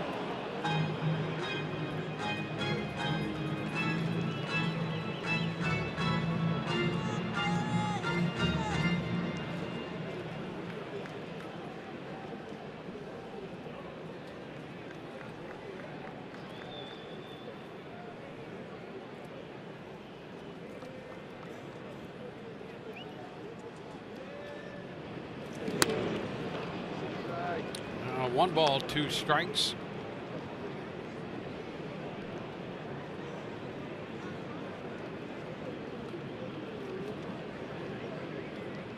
In regard to Beckham, who has 6 home runs, it's easy to overlook the fact that he had 9 home runs in just a little over 200 at-bats in 2015. So he has some pop in that bat and has shown it at the major league level, and is showing it more in the first month of this season. A 2-2 count here to Corey Dickerson. We've seen plenty of pop out of Dickerson, but that's that strike and ball breakout there at 35 pitches, just 18-17. Long inning.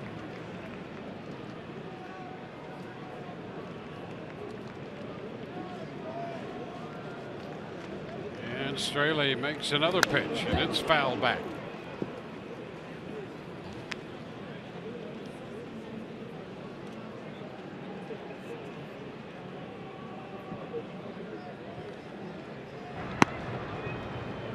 Whitgren is up in the bullpen. We saw him at the end of last night's game.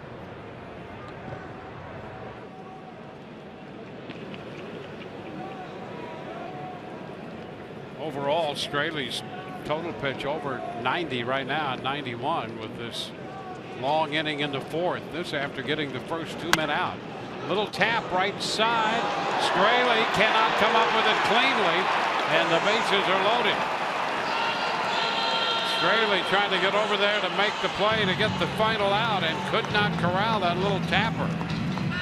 So this inning will continue on Straley's error. Well, let's see him getting off the mound here. He's got to reach. When he reaches right there, that ball around the rim and it comes right out. And no chance to recover and make a throw anywhere. This inning continues, and well, here comes the Don Mattingly and the trainer. After that play, he walked back up to the mound, and as JT Realmuto came out to the mound, he did kind of squatted down, trying to stretch out those legs, and they immediately are coming out precautionary.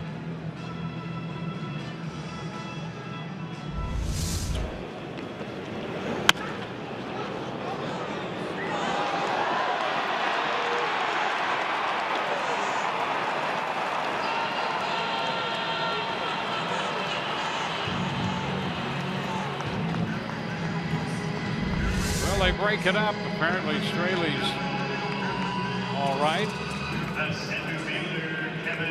Bases are loaded.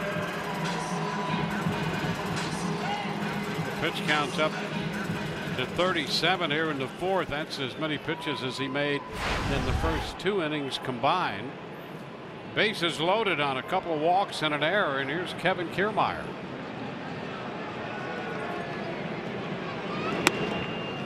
Stairs.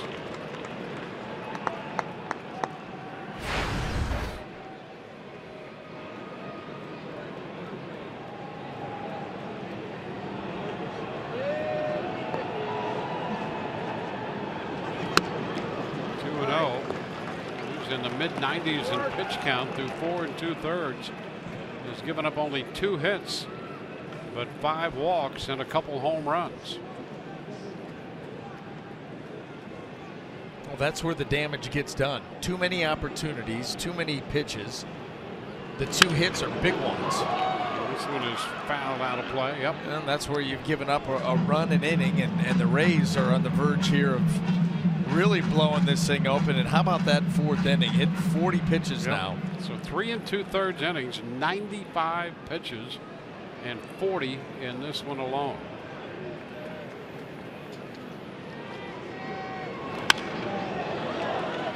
Two and two.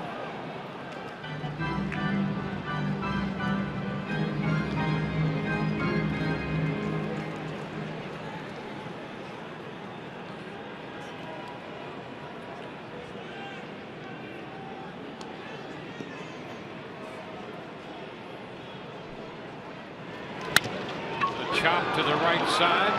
Gordon makes the throw to first. 8 men come to the plate. The Rays get 2 runs on the home run by Tim Beckham. We're through 4, and the Rays hold a 4-0 lead on a pair of 2-run home runs from Beckham.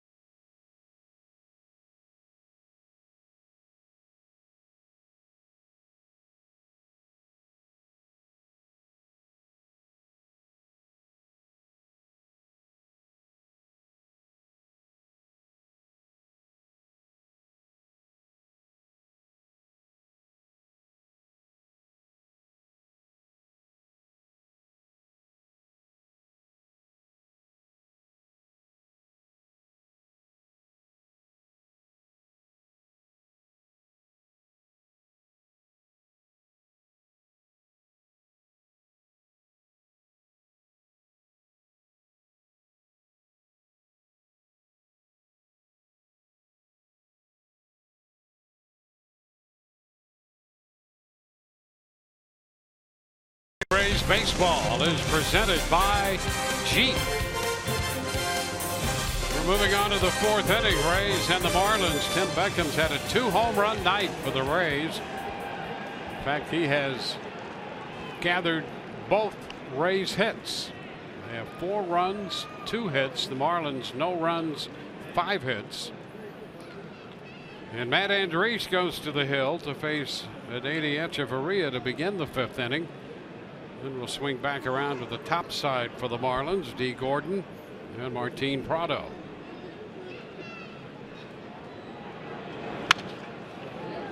Foul right back. TBA has 1 of the hits allowed tonight by Andriese. Matt Andriese, after that long half inning, he wants to get right back out there, get back into attack mode, try to keep this Marlins team down. Would love to have a quick inning, get him right back out there in the field. 1-1.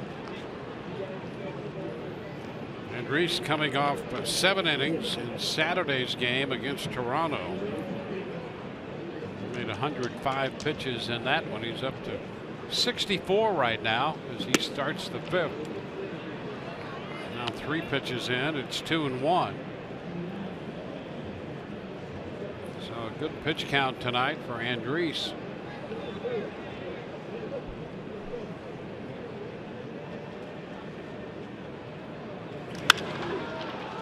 Toward the corner in right. Rasmus in the direction of the foul line. That's the first out in the 5th inning. If Rays pitchers strike out 10 hitters during a home game, just visit CanesFurniture.com and there obtain a printed home voucher to take to any Canes Furniture store within 7 days. And there you'll receive a coupon for a free Whopper sandwich combo meal from Burger King.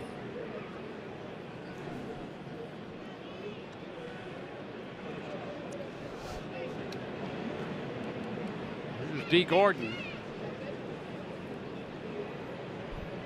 Gordon bunted his way aboard the last time. 1 strike the count.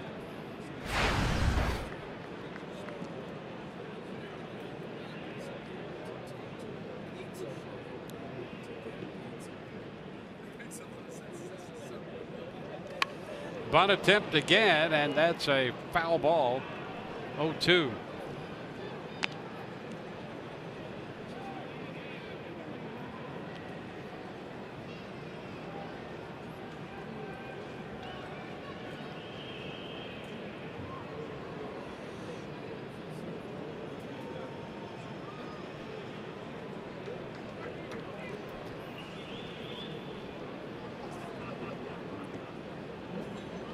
A 2-strike count on Gordon.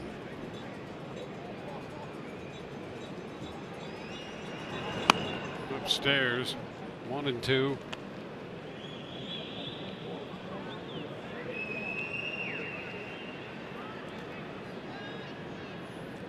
Martin Prado on deck.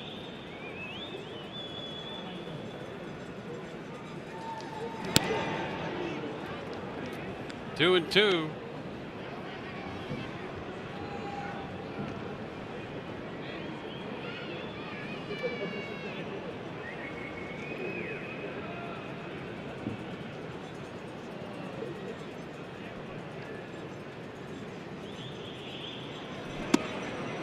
Stays inside and a full count.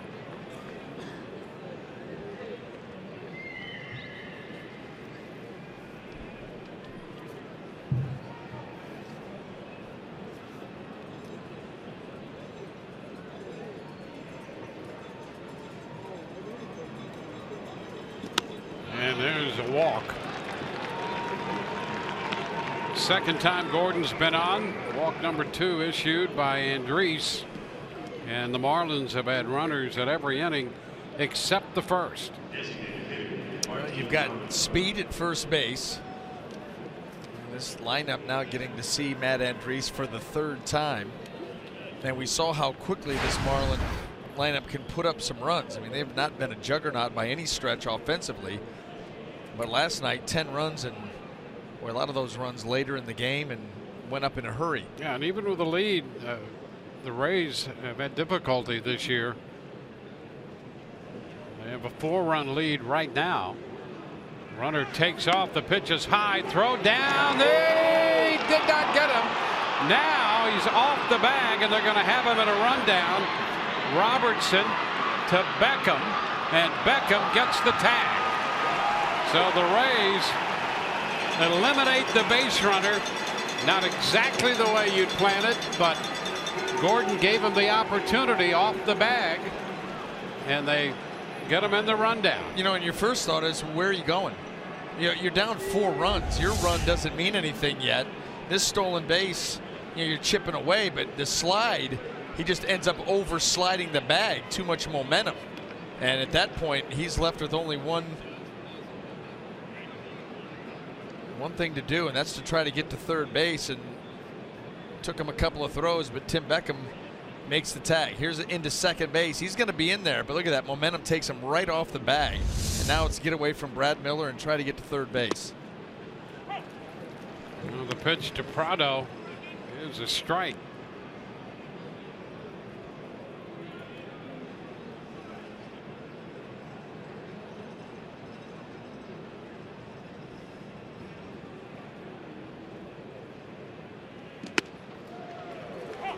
Oh, 2. Now ball and 2 strikes.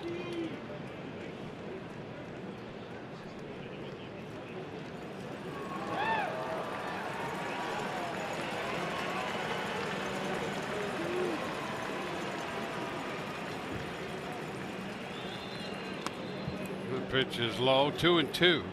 So for the time being, we'll see how they rule upon a little more reflection. For the time being, they've given Gordon a stolen base. There's a legitimate question as to whether that will stand, and they rule him out advancing 4, 5, 6. The count is full. Kind of like it. I mean, he slid into second. He was safe. He went past second, got up and ran to third. Yeah, it's like if you overslide the bag. But he got up and went to third. They didn't get him until he had committed to third. Full count here on Prado with 2 gone and the base is empty. They're just acknowledging his speed. He's out on strikes. You never know what you're going to see here. Bottom of the 5th, 4-0 Rays.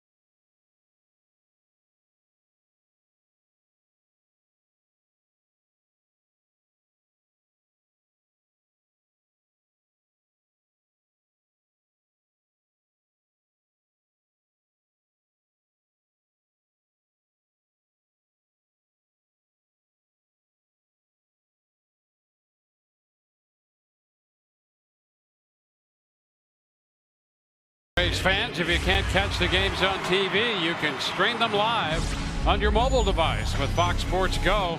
Download the app and take Fox Sports Sun and Rays baseball with you wherever you go. Evan Longoria drives this one into deep right center field. That's got Carey off the top of the wall. Rebounding out to Yelich in center field. And Longoria is in at second with a leadoff double, jumping on the first pitch.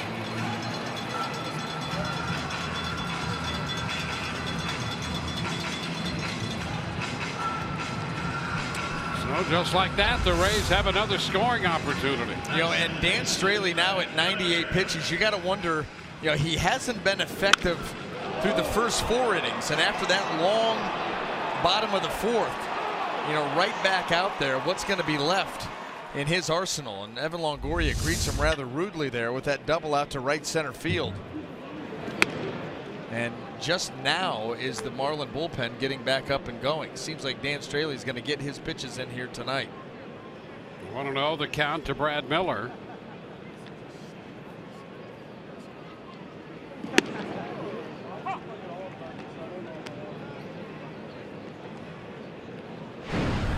One.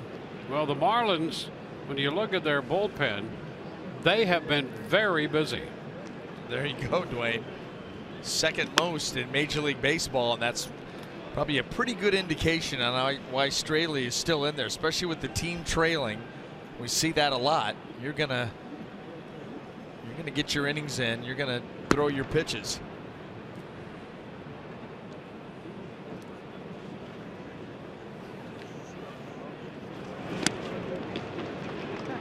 3-1. He's over 100 pitches right now. So this is a pretty good number at 103, more than he's thrown this year. 97 in a 7-inning outing against San Diego. So it is fouled out of play.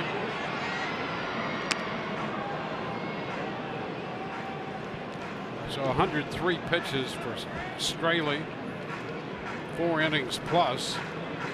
Second hitter he's dealt with in the 5th inning.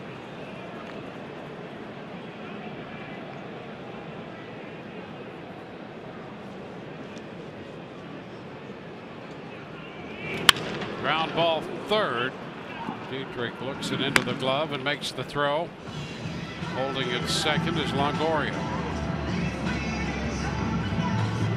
Well, from the Rays' point of view, they want to continue to score because they've dropped in their last 17 games. They've gone 8-9 after holding a lead in 16 of those 17 games. So they want to keep adding on. You get a couple of runs, 2 more. You get those, another run or 2. Keep going. Man, when you have that kind of a run where you're able to hold the lead, you know, in that many games over that time span, and win fewer than half, less than half, then yeah, I mean, you've got to believe that the mindset is just keep piling on, keep piling on. No lead is safe, and it's worked that way, you know, vice versa. You know, how many comeback victories? It's been a strange year. It has, and that really has defined the Rays' season so far in their wins and their losses. They have come back, and they've been victimized by teams that they've seen come back on them.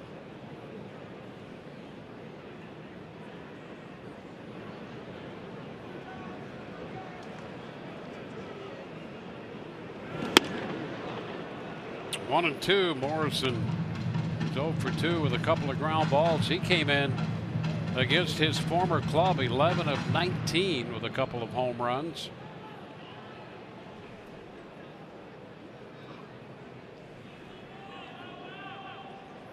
Has a man in scoring position right now, trying to get Longoria home. And he is out on strikes. So a couple of big outs. There's Straley after the leadoff double.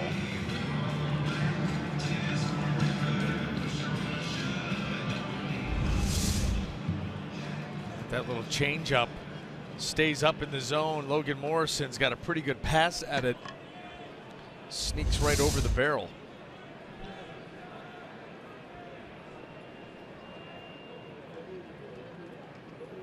Colby Rasmus trying to pick up another run. He skies this one.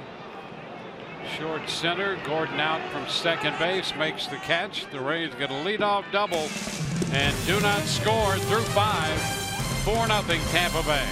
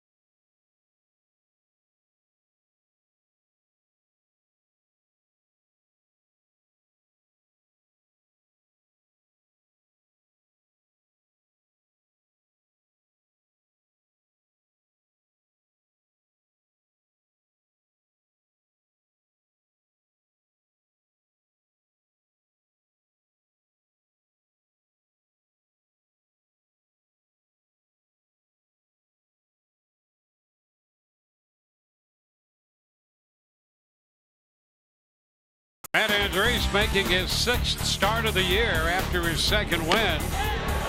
Has a 4-0 lead, 5 innings under his belt of 5-hit baseball, 5 strikeouts and 2 walks. And he's gotten so far all the offense he needs from Tim Beckham. 2-run homer in the 2nd, followed by a 2-run home run in the 4th. Rays making the most of their hits, taking advantage of some walks. Matt Andriese just efficiently and quietly going about his business and keeping this Marlin offense off the board. 78 pitches through 5 for Andriese. And the first pitch to open the 6th is a strike to Christian Yelich. Yelich struck out swinging in the 1st. He walked his last time.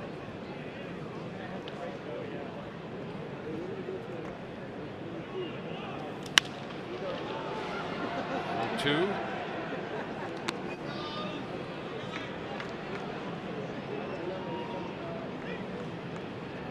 And the Rays would like to see some length here. You know, the start last night, Blake Snow went 5 innings.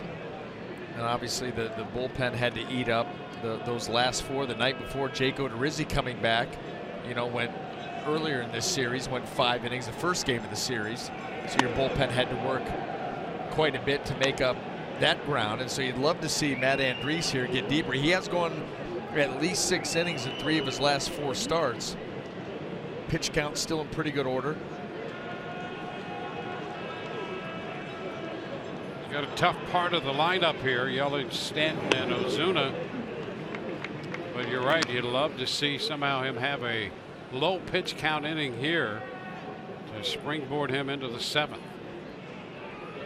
So a very important inning for the Rays and Andriese. Yeah. Even with this 4-run lead. Oh, we saw the graphic about the Marlins bullpen workload. The Rays not too far behind. I think they were 3rd in the American League, and that was coming into last night's game where they had to eat up 4 innings. So they may be even higher than that now.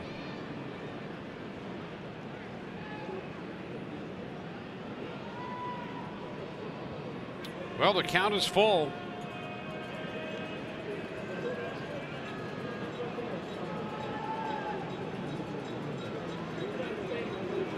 And he gets him. Fastball, and he strikes out Yelich swinging. Boy, and nothing fancy at all about that. Full count fastball right down the middle, and he powers it by him.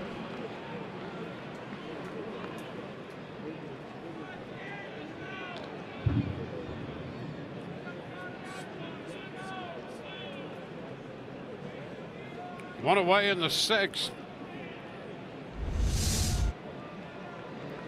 It's Stanton. The Tapper is short, charged by Beckham. Throws right there. So after the strikeout, Giancarlo Stanton is out on 1 pitch. That's what you're talking about right there. And now finish strong, finish quick, let your offense go back to work.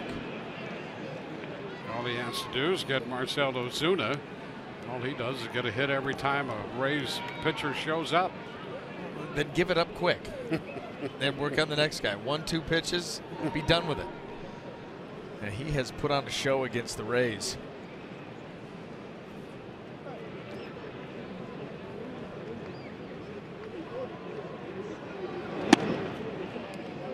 One and 0.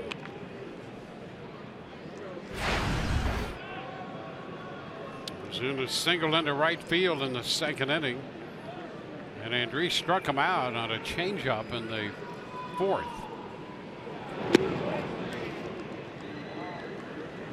Behind him now, 2-0.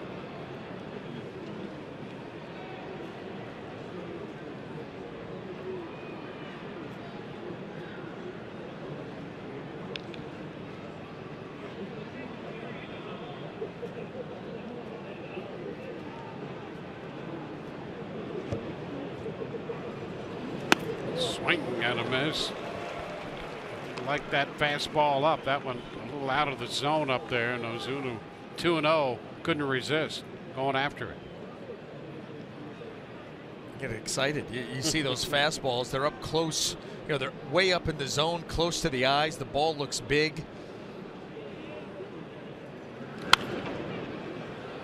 Foul ball. Another fastball. That one up again in the zone. And you're right about that. You know, people would think, well, you can see it, you know it's up, but it's just a physical thing. I mean, you see the ball, it does look big. When the ball's down in the zone, you see the top half of the baseball coming in, it looks small.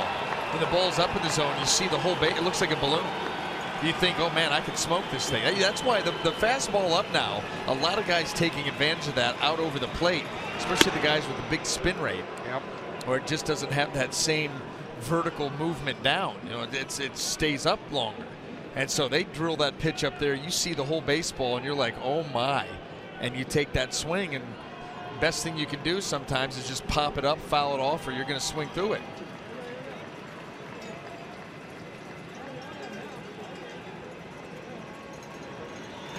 Foul ball back. See another 3-2 pitch. Hitters like to see the ball up. Sometimes it's just a little bit too far up, and they can't help themselves. Getting a little greedy. Watch Jake Odorizzi pitch. Oh, all the time. He so lives up there, and you can't do much about it.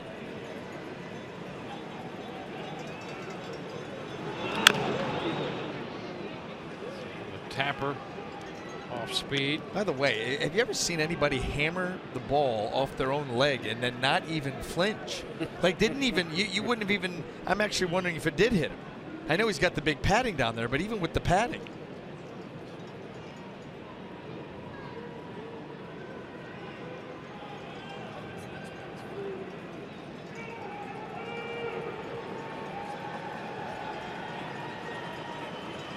Three-two again.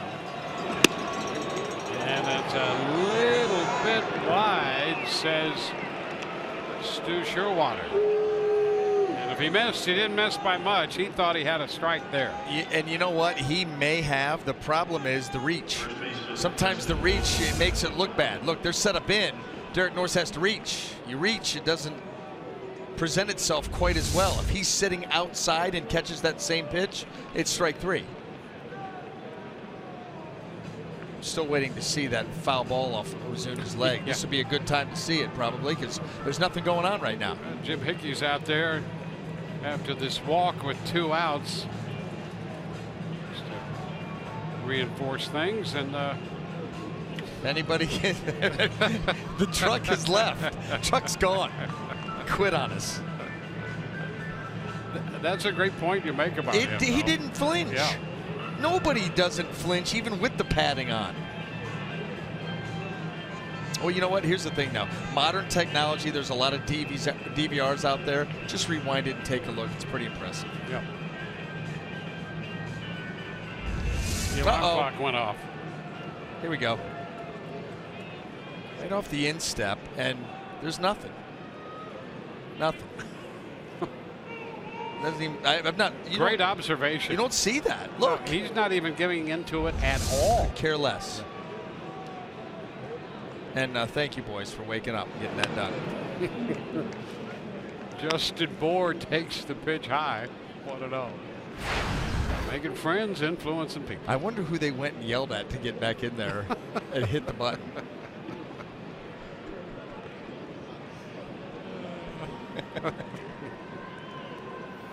Andy Farquhar starts to loosen in the bullpen.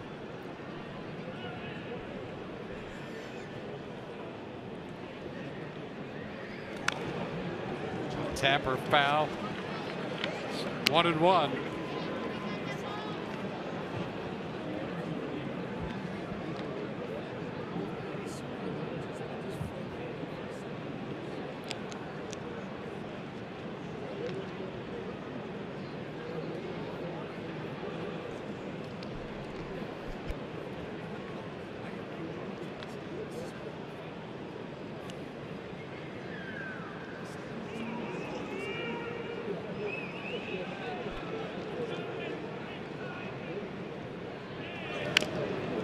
Foul ball, just a little bit of that one.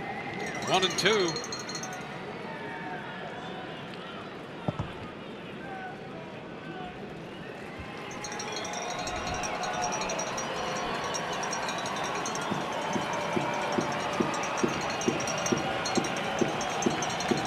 Yelich struck out, Stanton out short to first, a walk to Ozuna on a close 3-2 pitch. 1-2 on Bohr.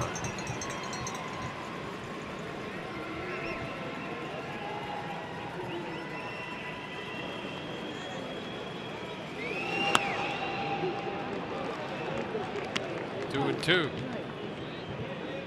Well, this may have cost Matt Andriese a shot at the 7th inning. Had a chance. Was he at 85 pitches after the 2nd out?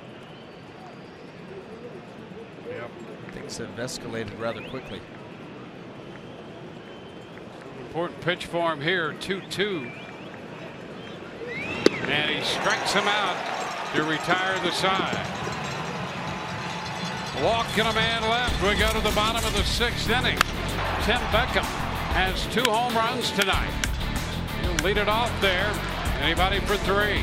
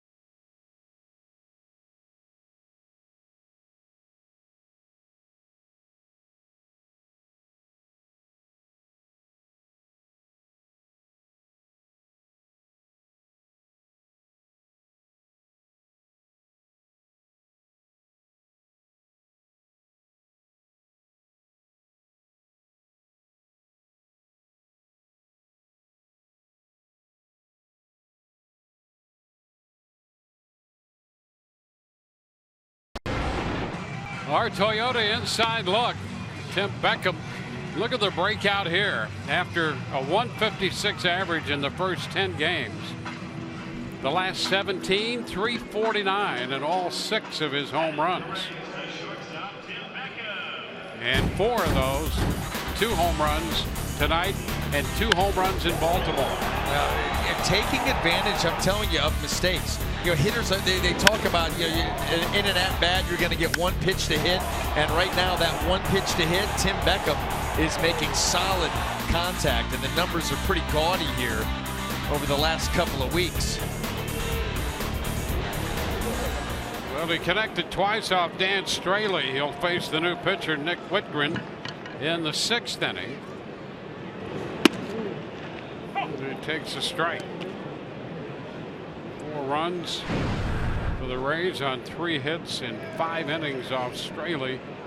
2 homers, both by the Rays shortstop, and Whitgren is on for the 5th time.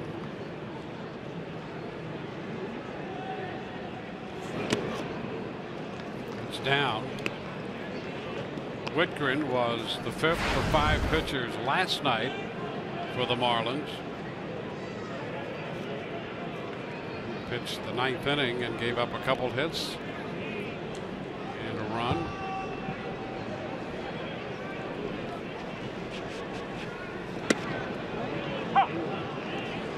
The ball, 2 strikes.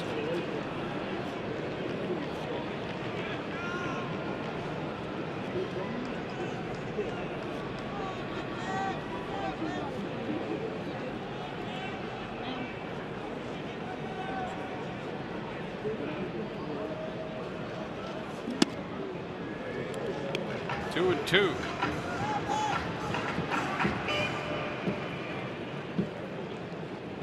Rays have left 5 men on through 5. They've scored 4, and they've done all that on 3 hits. Beckham's 2 home runs, Longoria double. Fly ball, right field toward the line. Stanton on the move, still going, and he's got to come up just short. Just a little bit short down near the bullpen mound. Let's take a look at it here off the bat. Stanton got a long run. Chance at the end and just not able to make the play.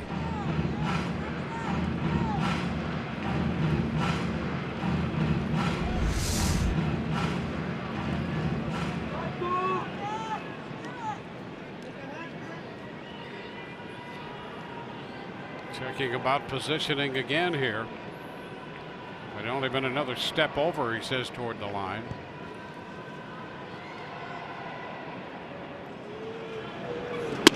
Two, and Beckham is out on strikes. Fastball. And that's out number 1. Whitgren picked it up there a little bit in the velo department.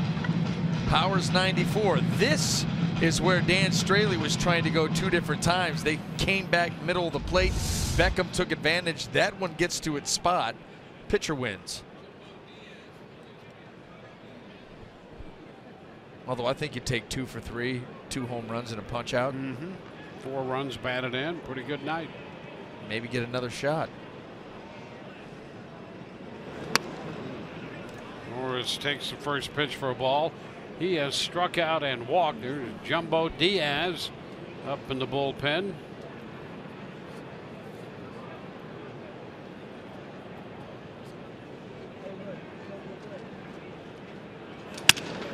Soft liner going to be out of the reach of Echeverria. And Norris has himself a base hit.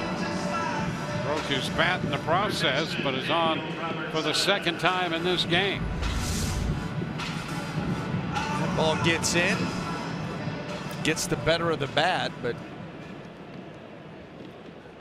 Derek Norris able to get that ball into left field. Great effort there by Echeverria.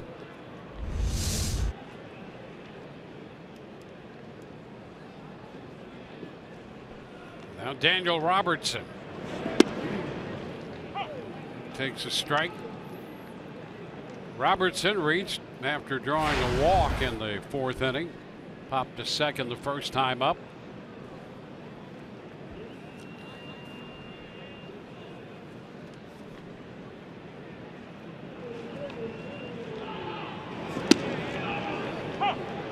Down 0-2.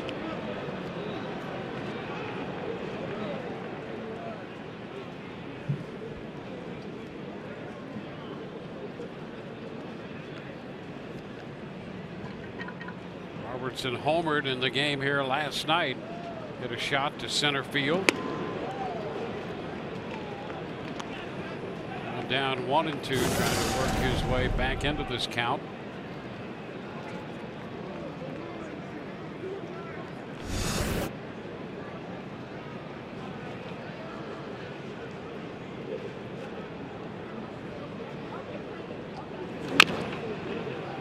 Tapper foul. Walk tonight. The Rays have 5 walks, all against the starter. The Rays have walked 28 times over the last 3 games, plus we're in the 6th inning of this one. Pretty remarkable run that this team has been on against this Marlins staff. Strike 3 call there on the corner. 2 away. Well, they came in, the Marlins came in to last night's game leading the National League in walks as a pitching staff. Actually, I think they were leading Major League Baseball. Yeah, they were. They were leading Major League Baseball by 1 and not helping themselves here tonight. There's Corey Dickerson.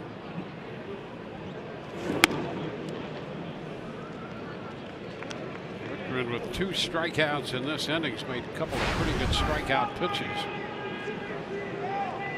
Around the single by Norris.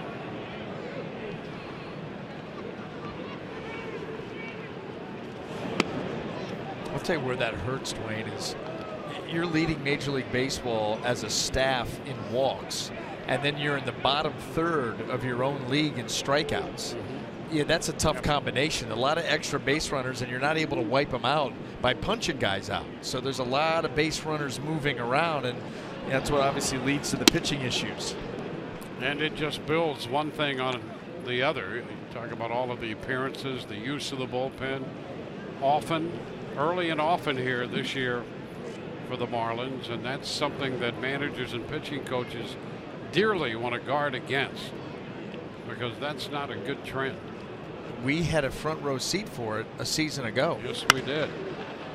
And the Rays bullpen busy early and often, and it took a toll.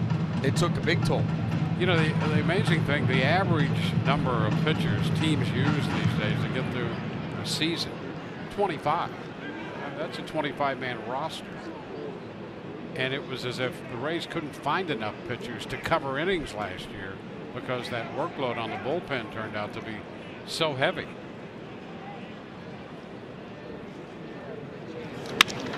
Liner into center, a base hit for Dickerson. Pushes Norris into second base. 2 hits in the inning, 2 men on with 2 men out for Kevin Kiermaier.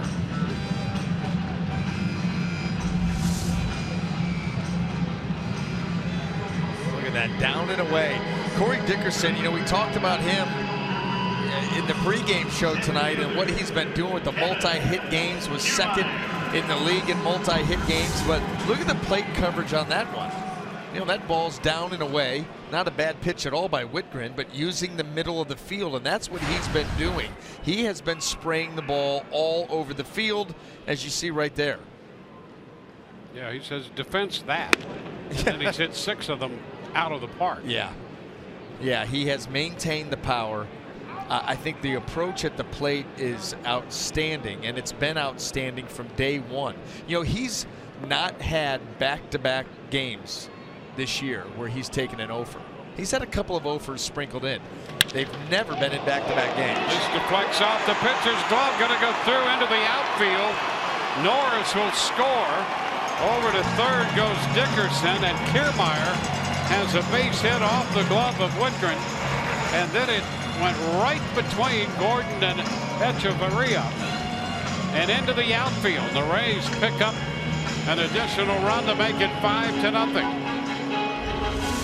Here's a great look.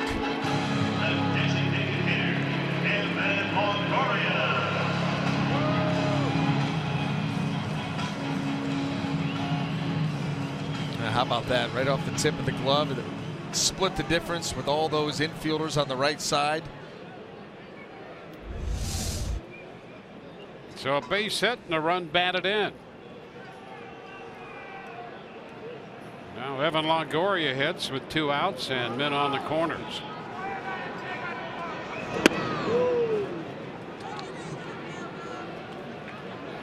Doubled in the 5th. Norris has scored in this inning for the Rays. Dickerson is at 3rd. Kiermaier at 1st.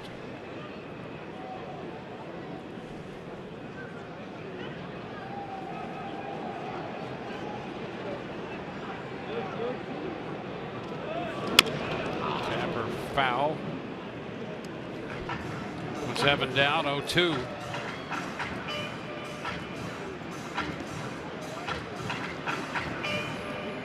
Rays box score there. Norris scoring the run in this inning with a 1-out base hit, scored on a 2-out single by Kiermaier. Beckham with 2 big hits, 2 home runs, and all of that accounts for the runs. 5-0 Rays. Stayed up 1-2.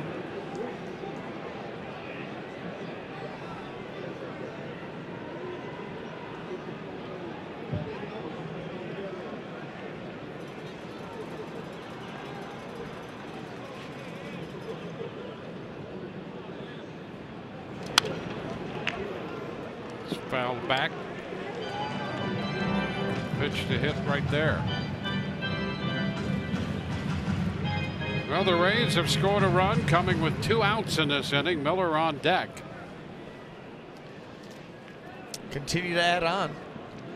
That's what they're looking to do. All the times that they've had the lead and not been able to hold it, just continue to apply pressure.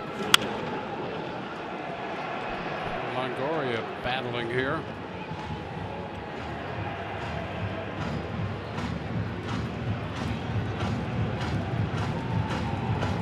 Well, this had a chance to be a low pitch count inning for Whitgren, but now he's up to 25. Rays with a 5-run lead. And the count goes to 2-2 on Evan.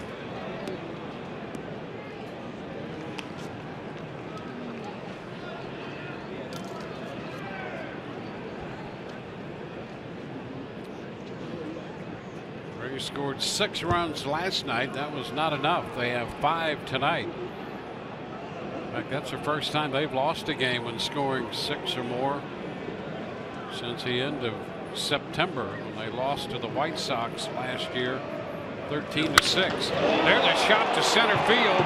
Yellett's going back though, reaching up to make the catch, and the Rays are out. They add a run. 3 hits, 2 left. 5-0 Tampa Bay.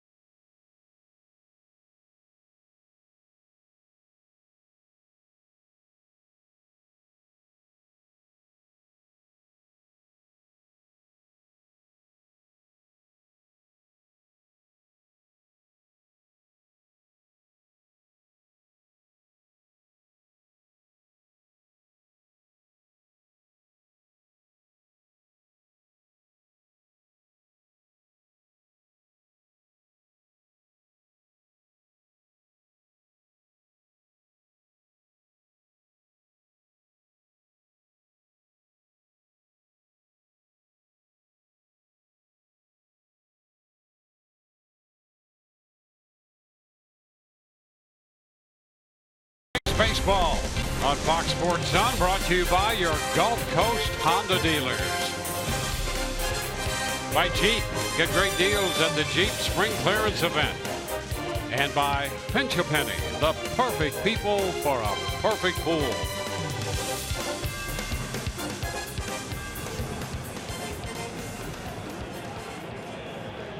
Matt Andriese out here to start the 7th inning. Matt through 6 has 98 pitches. AT Realmuto is going to lead off. 7 strikeouts, 3 walks, 5 hits. Realmuto had a base hit to right in the 2nd inning. He is 1 for 2, lined out to Dickerson and left his last time up. Goes after this one and fouls it out of play. Farquhar's back up. Diaz has taken a seat.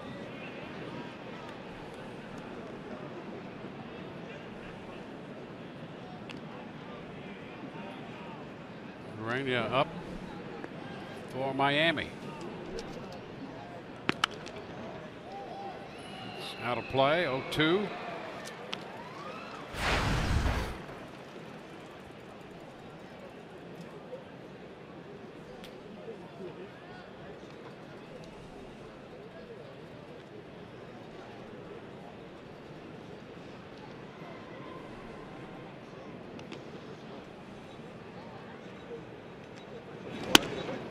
Up with that one. A ball, 2 strikes. Andriese just over 100 pitches. Well, you wonder how much longer with Farquhar up. You've got Dietrich on deck, left-handed hitter. We know Farquhar's adept at getting out the left-handed hitters, depending on what happens here. That's a strikeout. We'll see. Number 8. What was he? Earned himself another hitter. Yeah, I think so, and I think the way that he retired him, still the pitch count not bad. There's that changeup, acting like a slider, off speed, down and away. Got the 5-run lead, and Andriese is throwing the ball extremely well. 8 strikeouts.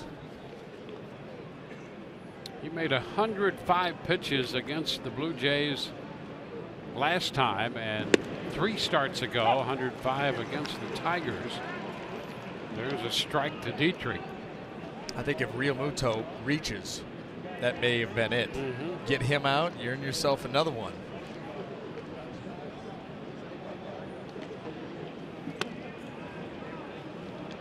One and one. See, that was a changeup there, and you saw the action like a traditional changeup. You'll see the one that he kind of cuts that has, it looks like a slider in real time, and then he'll get the changeup that moves down and away from the lefties. You just can never tell. That thing darts all over the place. There's another one right there, more of a traditional look, that more straight down with the finish. There's the change. Keep it out there, and see it starts to fade a little bit at the end. Completely different look, same pitch. A 1-2 count on Dietrich. And most pitchers will tell you, well, I don't know, I just throw it. It does what it does. And most of the time, they're not giving you the straight answer. They've got different ways to be able to get that thing to move different ways. A pitcher is not being honest? Well, about stuff like that. Yeah, you just play dumb. Yeah, I don't know. It comes out, and that thing could go anywhere, and off you go to the next question. Meanwhile, you know exactly how you manipulate that ball to get it to move. Tapper foul, so it's still a 1-2 count. 8 strikeouts tonight, matches a single game career high for Andriese. Done that twice before. The last time at the end of August last year against the Red Sox here at the Trop, he had an 8 strikeout game.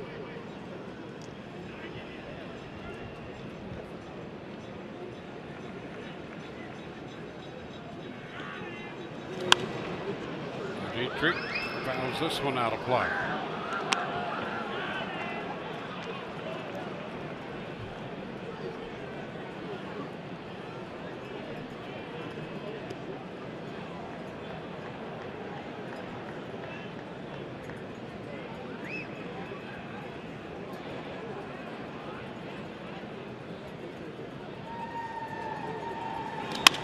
Ground ball, backhanded by Miller. Throw to first in time. 2 gone here in the 7th inning.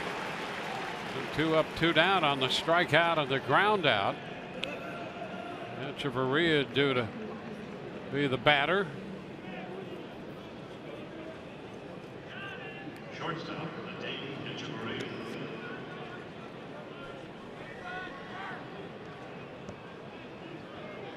He is singled and lifted a fly ball to right.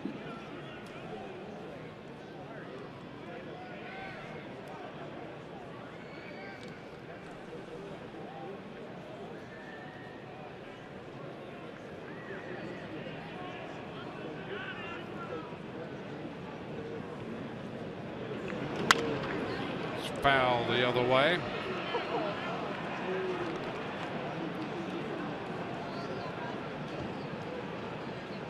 The Marlins had a couple of men left on in the 2nd inning. They left 2 men on base in the 3rd. Another man aboard in the 4th. They've not had a man reach 3rd base tonight.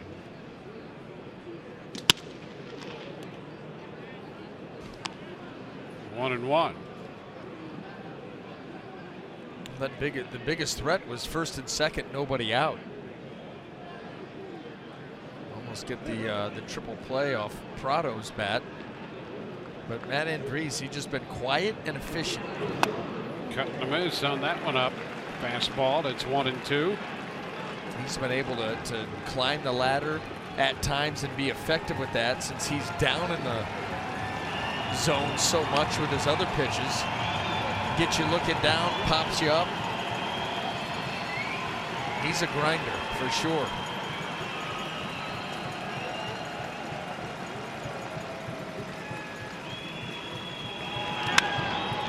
Poplar right side. Morrison into foul territory. Makes the call and the catch. A 1-2-3 7th. Matt Andriese goes through 7, allowing no runs, and the Rays lead 5-0.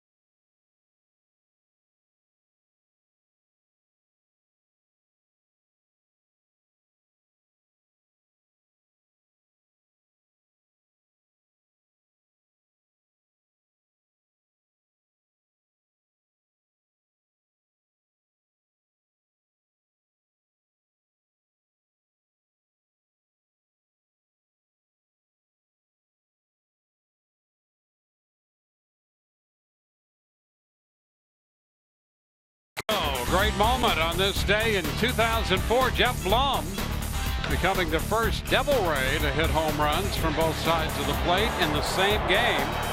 And the Rays hit 5 home runs, all solo shots, to defeat the Texas Rangers 5-4.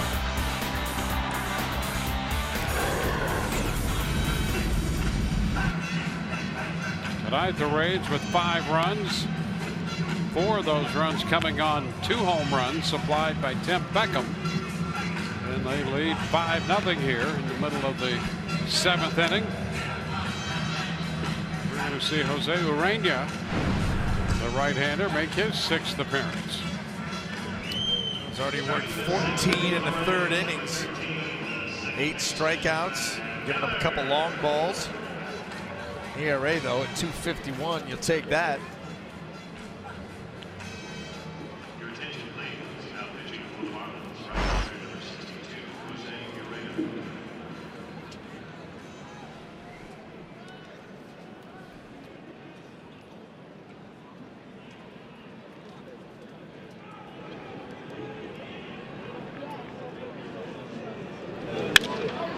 pitch.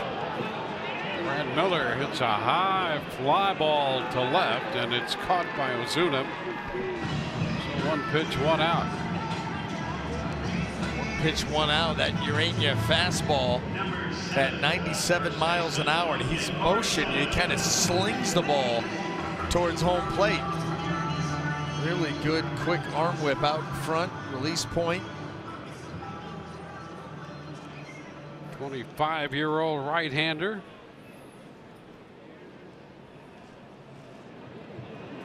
Logan Morrison looks at a fastball, and that one at 97. He averages right there in the mid-90s with the fastball, and that one a couple ticks up. Look out, get the back foot out of the way. Skipping away from the catcher. 1-1.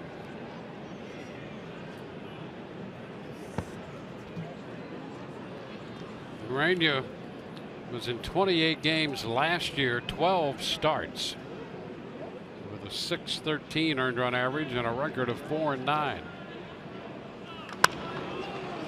And this one, a soft liner, going to fall into center.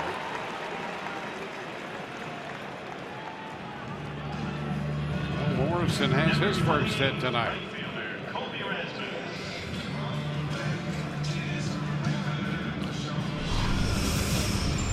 Rasmus about to step in. Tomorrow the Blue Jays will step into town. 6:30 on Fox Sports Sun. Our coverage begins of the first game of that series. They'll be the second team in. Kansas City will follow them in. Kansas City in for 4. Blue Jays in for 3, and Rasmus skies another one. This one back into center. Yelich couldn't find it, and now he does and makes the catch. Helpless feeling for just a couple beats out there for Yelich. Yeah, that is an awful feeling. It's an awful feeling when you're out there shagging in BP, let alone in a game where every second counts. But that is the norm here, especially for visiting teams. It can be difficult. Well, here's Tim Beckham. He has hit 2 home runs for the second time in his career in a single game. Both have been this year. And he drives this one into left. Well hit on a line, and Ozuna's there to catch it to retire the Rays in the 7th. On to the 8th. 5-0.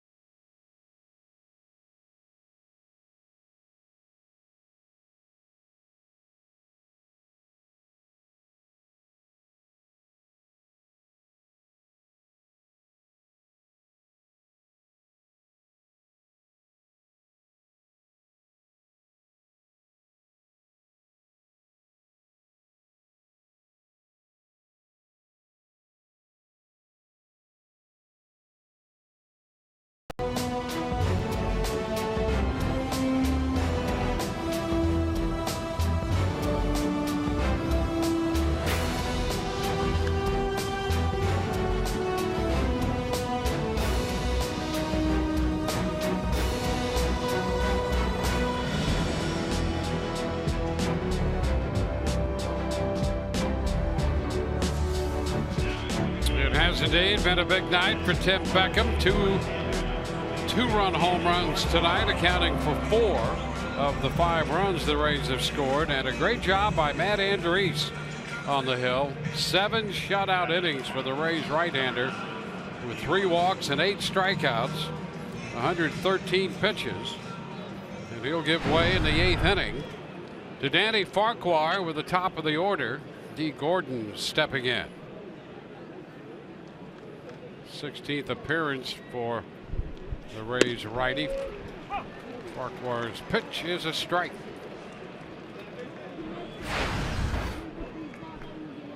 Well, a nice finish to this start for Andriese.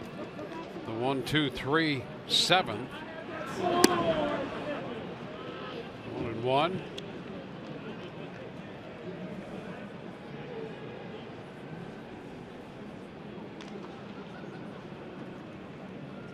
Junichi Tazawa is busy in the bullpen down the left field line. Gordon fouls out a play in that direction. There's Tazawa.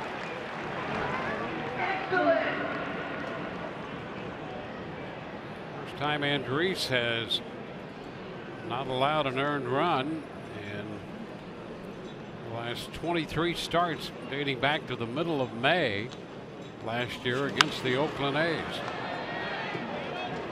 113 pitches tonight for Andriese. Had a chance to get out there in the 7th and took full advantage of that with a perfect inning. Yes, he did. He was impressive. 7 shutout innings. I mean, you wanted to get some length out of him. First of all, you want to have a good outing, then get some innings, and you got plenty of both. Headed to the shortstop, and Beckham makes the pickup and the throw into the runner. They get the out. And boy, that can be a little scary sometimes, reaching into that approaching runner. Let's take a look at some of Matt Andriese's work here tonight. And he was really good with all the pitches. We saw the changeup, a couple different versions of that. The fastball, you saw him climb the ladder with the heater. Good velocity, 93 miles an hour. Even late in the game, his pitch count was starting to mount. There's that changeup sweeping down and away. And a lot of strikeouts, a lot of innings, no runs. Great night for Matt. Martin Prado takes the ball. The Rays came close to turning a triple play with Prado at the plate back in the 3rd. Miami had Echeverria at 2nd and D. Gordon at 1st. He had bunted his way on. 1st and 2nd, nobody out. And Prado hit a ground ball to 3rd, and that started the touch up at 3rd for the Force and the attempt to go around the horn to get the triple play. Rays settled for 2 outs there as Prado beat the throw.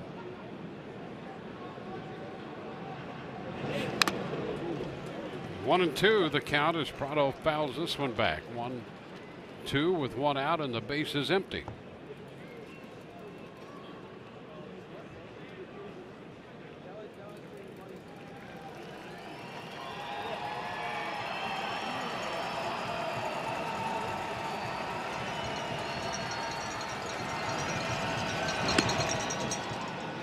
Two balls, 2 strikes.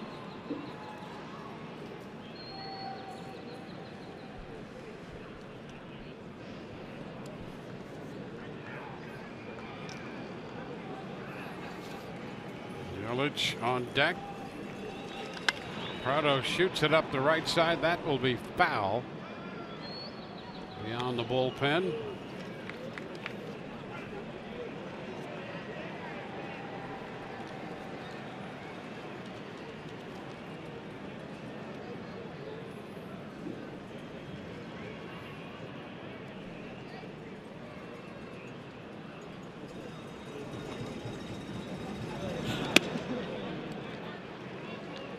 Count goes full.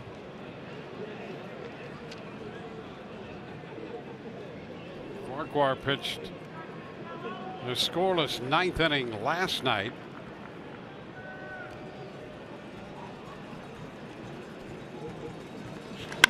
A liner and a base hit into left. Prado has his first hit of the evening. Number 20. Well, tomorrow on Rays Live, here's what we'll have. The pregame show presented by your Gulf Coast Honda dealers. Chris Archer will be on the hill for the Rays. We'll hear from the Rays right-hander, and Orestes will break down the struggles encountered by the Blue Jays so far this year. It's been a tough start. They started the day 10 games under 500 at 9-19. Here's Christian Yelich. 1 ball, no strikes. And boy, the deeper you go into the season, that far behind in the AL East, and the injuries piling up. You know, Marcus Stroman had to leave his start last night. Issue that he had. Jay Happ on the disabled list. Aaron Sanchez came back against the Rays after coming off the disabled list, went right back on. Yeah, one inning. Think about the Aaron Sanchez. Yeah, Aaron Sanchez, Jay Happ, Marcus Stroman. Hello. Yep. Of what was the best starting rotation in the American League last year as far as ERA goes. Those are 3 huge losses, not to mention Tulowitzki, Donaldson. I mean, the list goes on and on. They're in quite a fix.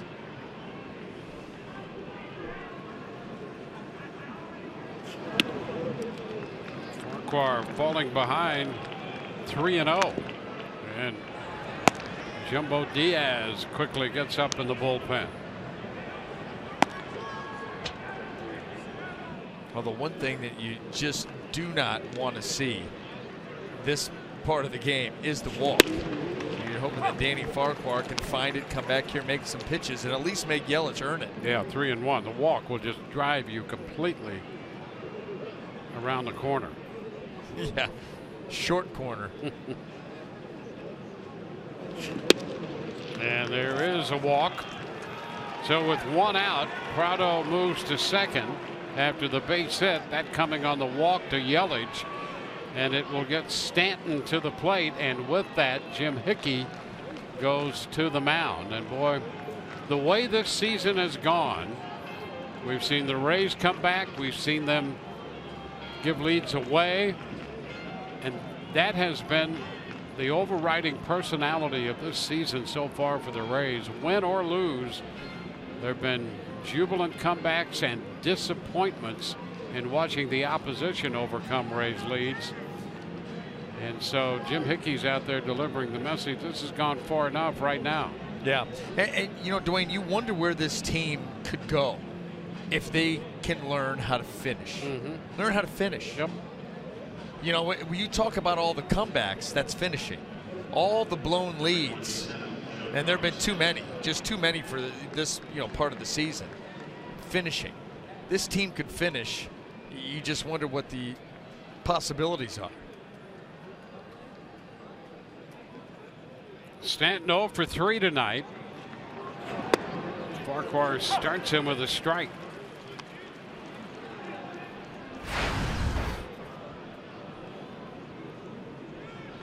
Stanton doubled in a run in the game last night. It's a 1-1 count.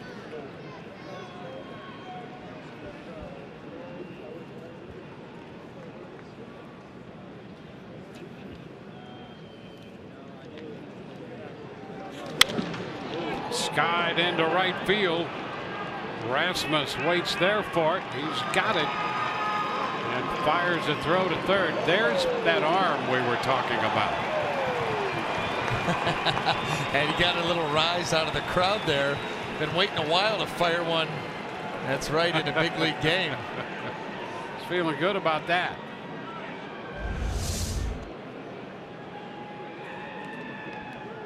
Number 13, Marcelo Zuna. Well, there you go. There you go. Well, right. that's what we were talking about. If he's completely healthy and he's going to wind up playing left field with those arms in the outfield, that will go a long way toward discouraging the opposition trying to take an extra base. Swing and a miss now by Ozuna.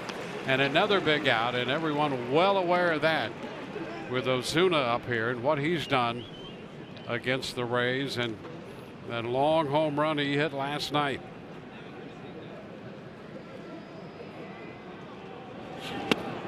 cut and a miss. 0-2. 2 on, 2 out. 2 strikes the count on Ozuna.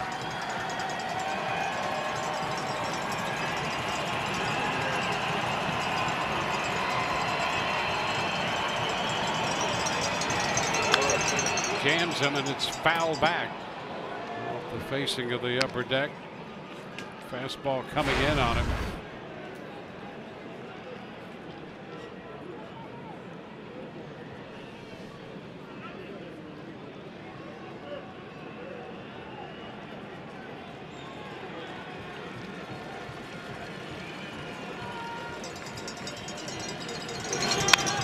Foul ball. Marquardt got Gordon, then gave up the Prado single, walked Yelich. He got Stanton, the big second out on the fly ball to right.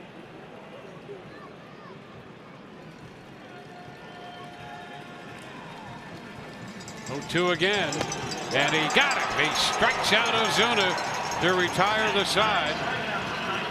Well, I don't know what Hickey said or what adjustment he suggested, but he should bottle it. Farquhar retires Stanton and Ozuna, and the Rays lead 5-0.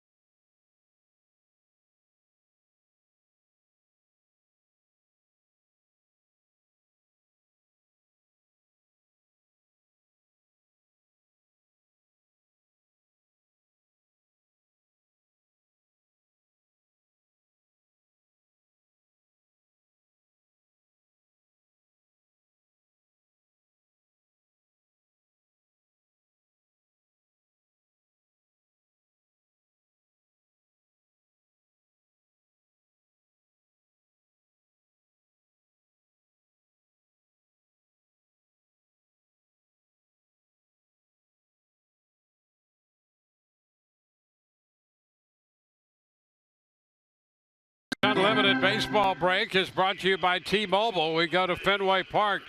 Seth Smith with a big extra base hit there off the bottom of the wall. Manny Machado getting into the act with a home run, and J.J. Hardy has contributed an RBI single.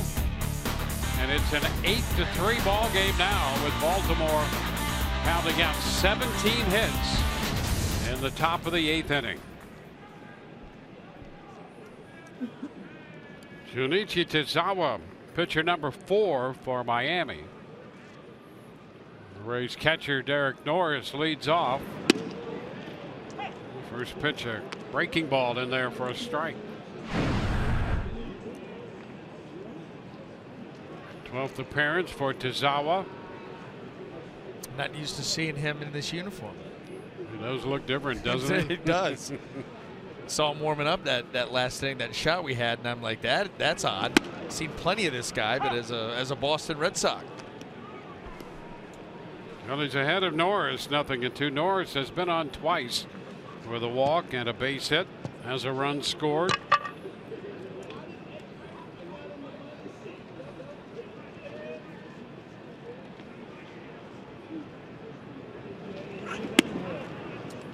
Which is down. Big night for Tim Beckham, a pair of 2-run home runs. Stoudemire drove in the other run, getting Norris across the plate in the 6th.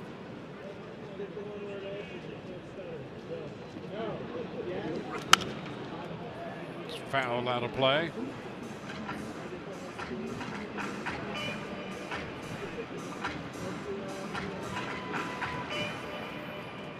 Rays have some action in their bullpen.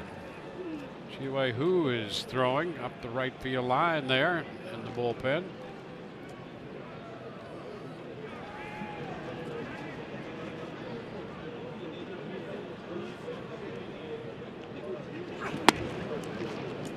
Two and two. Rays got to Straley, the starter, in 5 innings for 4 runs.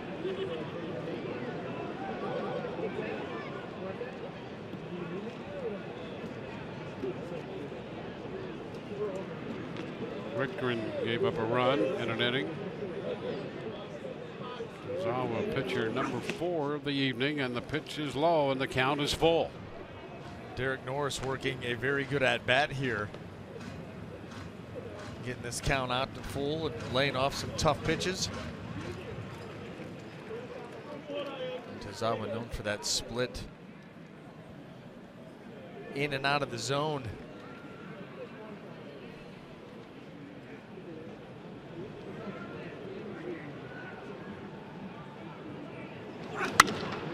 Skied toward right center. Then comes Stanton. He's got that one for the out.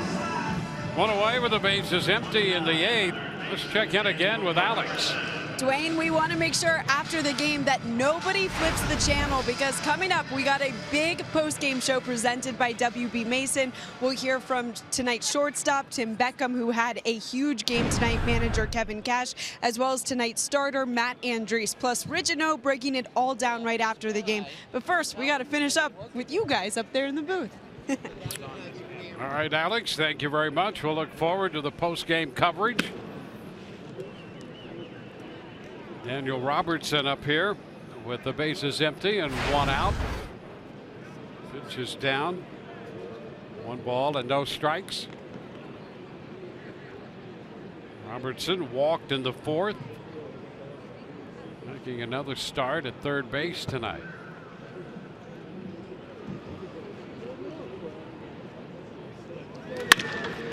Chop to shortstop. Throw low, and it's scooped on 1 hop by Bohr. Robertson out, 6-3. You know, that wasn't a little short hop scoop either. Justin Bohr, that's one that comes out of the hand of the infielder, and you're like, oh, great. I mean, this is, you have to, that's not an easy play at all, because this ends up plenty short. Echeverria doesn't get enough into it, and it's in that in-between. Does a nice job of picking this one up for a shortstop.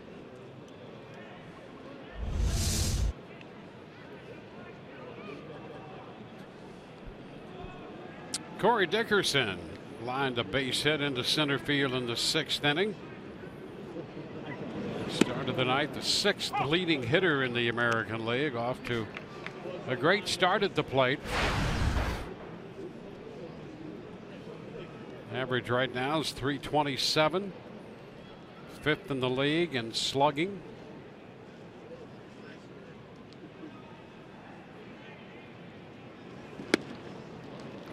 Wait on that one.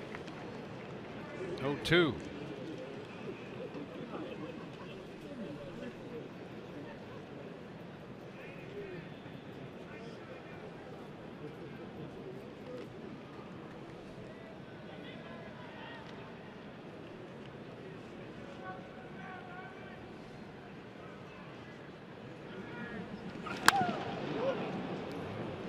Stays alive right there. I mean, emergency hack. Took that one right out of Remuto's mitt. Put it right over in the dugout of the Marlins.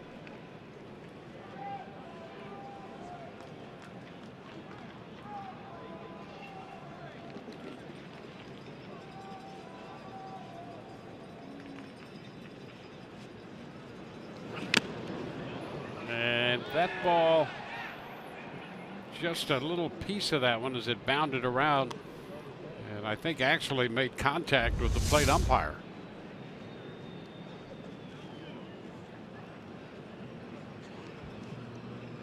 Oh, he hit the back of his bat and then back toward Shearwater and eventually back into Realmuto's hand.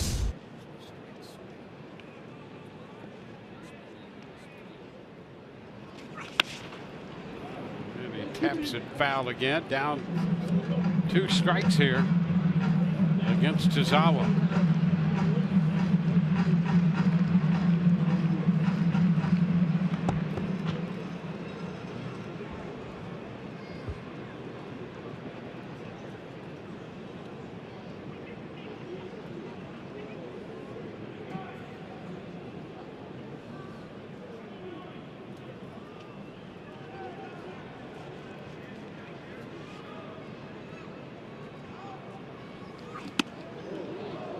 Ball, 2 strikes.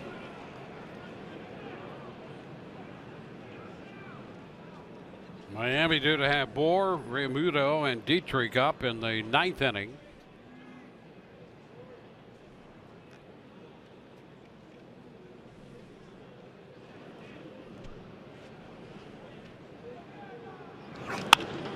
Fly ball lifted into right. Stanton waits for this one. Rays are up and down 1, 2, 3, and we go to the 9th inning. 5-0 Tampa Bay.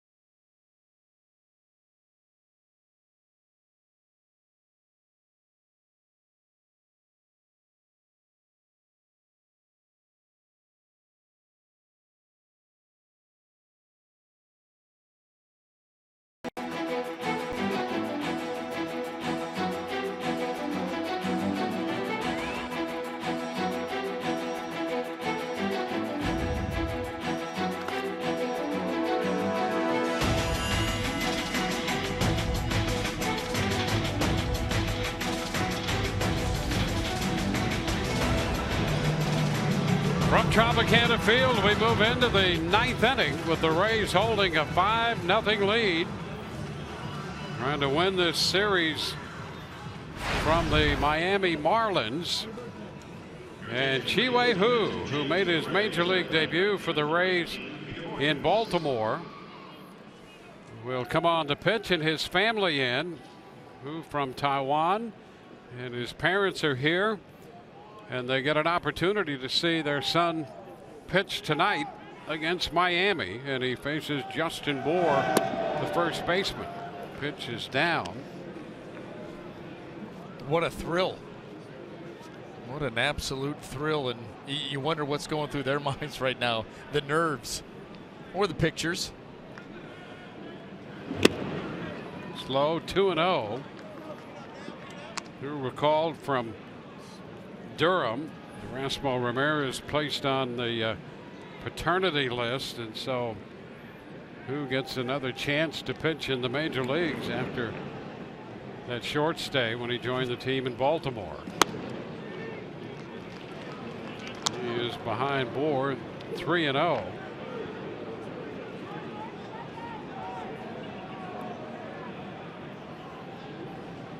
Pitched the 8th inning of that game in his debut in Baltimore and retired all 3 batters he faced. And he gives up a leadoff walk here in the 9th inning tonight. I'm sure the emotions are running pretty high for who also.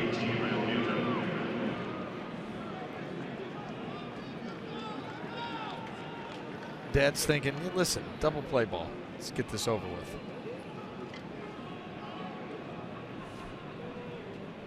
Here is the catcher, JT Realmuto.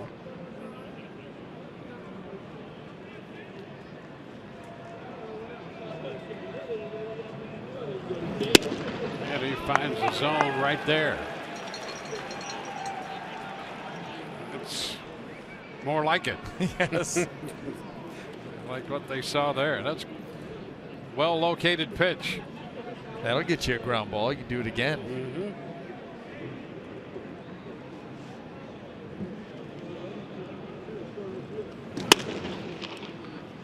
One and one.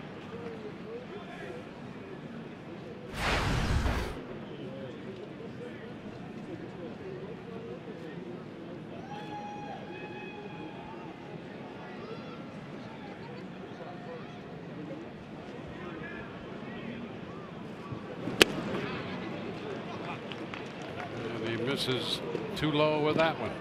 Peter Borges in the game and left here in the 9th inning. Defensive move by the Rays.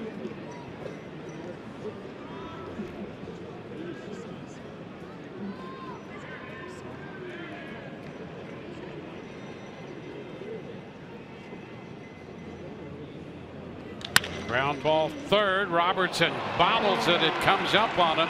BECKHAM picks it up and 2 men on now, and that's going to be an error. Robertson found himself backing up on that ground ball, and that's tough. And, you know, who gets the ground ball that he was looking for, and the Rays had a chance to be able to turn that because of how sharply it was hit. But it does come up on Daniel Robertson. He gets kind of caught in between. Let's play it off to the side, and it just handcuffs him.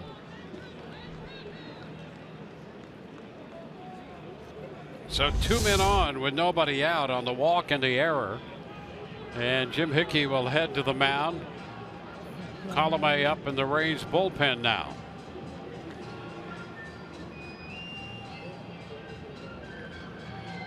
So while the Rays and Jim Hickey talk it over, reminder this homestand continues with the Toronto Blue Jays coming in.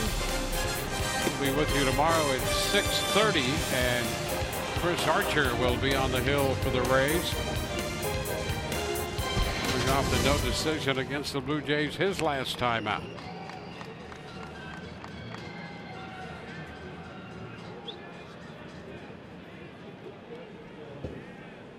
Hitter is Derek Dietrich. Dietrich with a couple of ground balls and a strikeout. Who will be trying to get another ground ball out of him here in the 9th inning. 2 on, nobody out. The pitch is too low.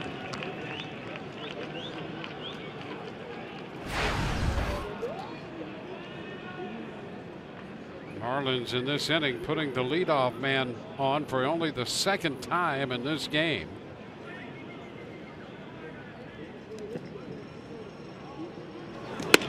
There's a strike.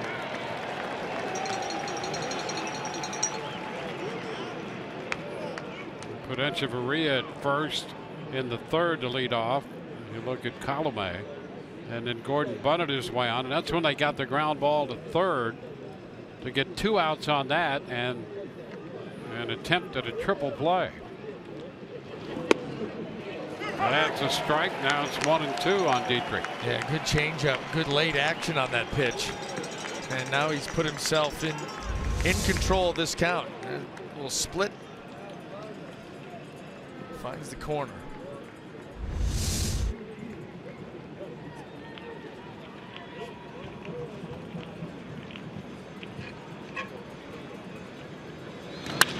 Hot shot up the right side. That's a foul ball.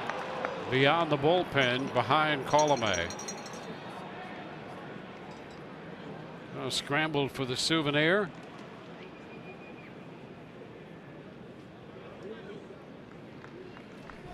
walked a man. Another man reached on an error. Dietrich back to the plate.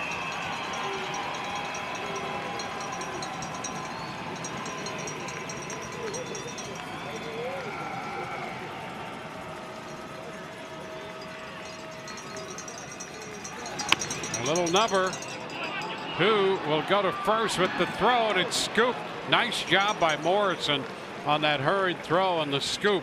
They get the first out with the runners advancing to second and third. Boy, oh boy, that is a big scoop, because if that ball skips by him, a run or two are going to come in. Obviously, nobody would be out. This inning would continue. Well, this is nice play.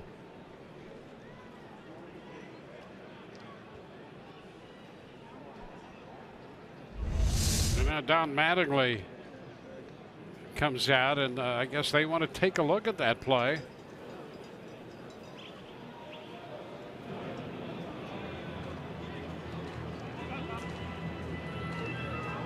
So they call Jim Reynolds in here.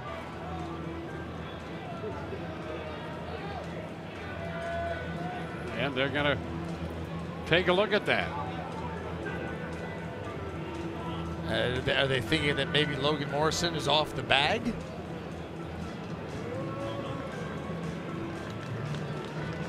So we'll take a look once again. Here's the scoop.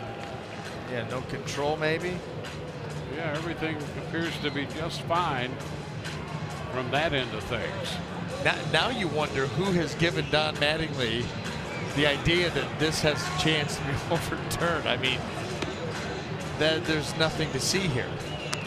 This should be the shortest in history. Move along, nothing to see. I mean, really, what's the point? That's not even close. That's not even debatable. Got some bad intel, Donnie Baseball.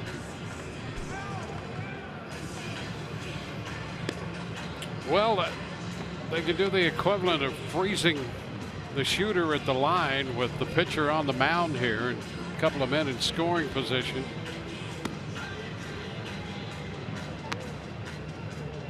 Can't believe it's taken this long. It must be a busy signal in New York.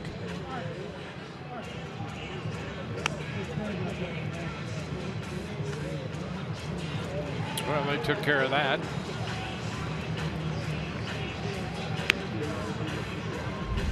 So he is out at first.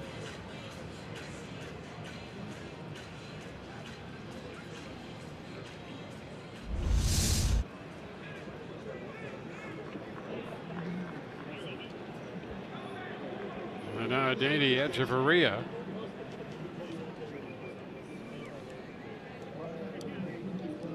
So 112 delay to confirm it. Never get that time back. But you know what, Dwayne? They got it right. Yes. And that's what it's about. Want to know the count to the shortstop, Danny Echeverria.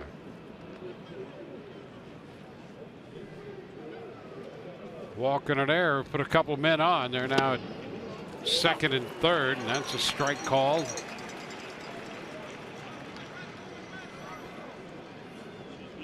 Braves trying to end this game. They need 2 more outs to do it.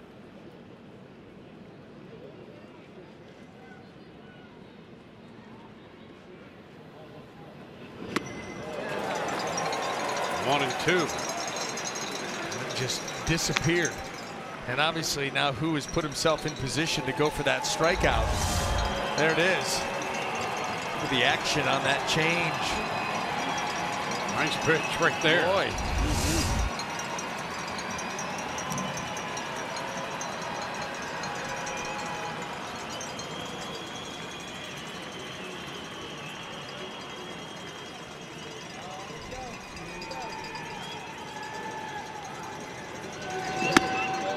Away, 2-2. Rays have been involved in 2 shutouts this year. And they are one up and one down in that department.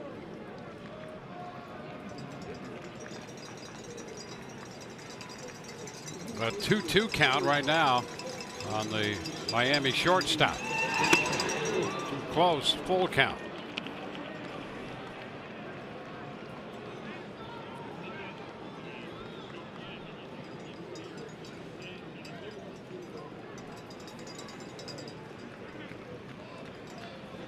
Well, the 4-pitch walk started it, then the error allowed the second man to reach. Dietrich retired on a little ground ball. Second and third now.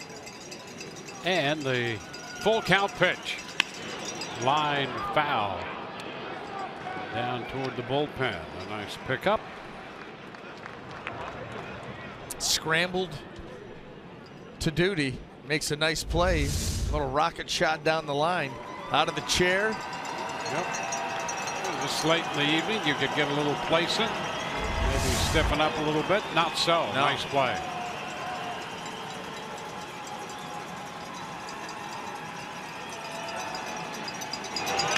Cut to miss. He strikes him out on a fastball. Who picks up the 10th strikeout of the night for Rays pitching. So good news for the Who family right there. They're enjoying this. I love that reaction right there. Now that's what you want in this situation. If you're Who or the Rays, runners on second and third, less than 2, you need the strikeout. You get the strikeout. One more. And it is the top of the order. Dean Gordon. He has a bunt single and a walk. Overall 1 for 3.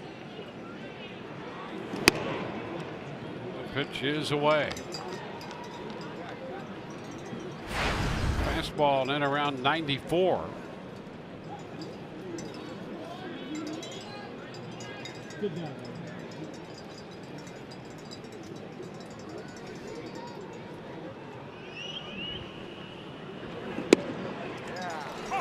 And a strike call.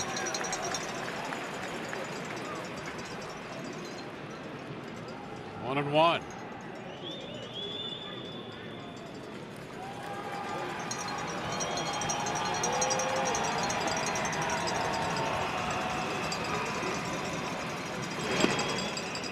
Blocked.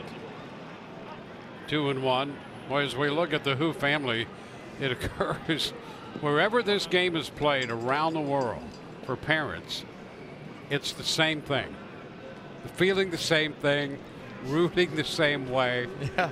Just wishing and hoping and praying and anything else you could do. You want it to be over and you want it to end well.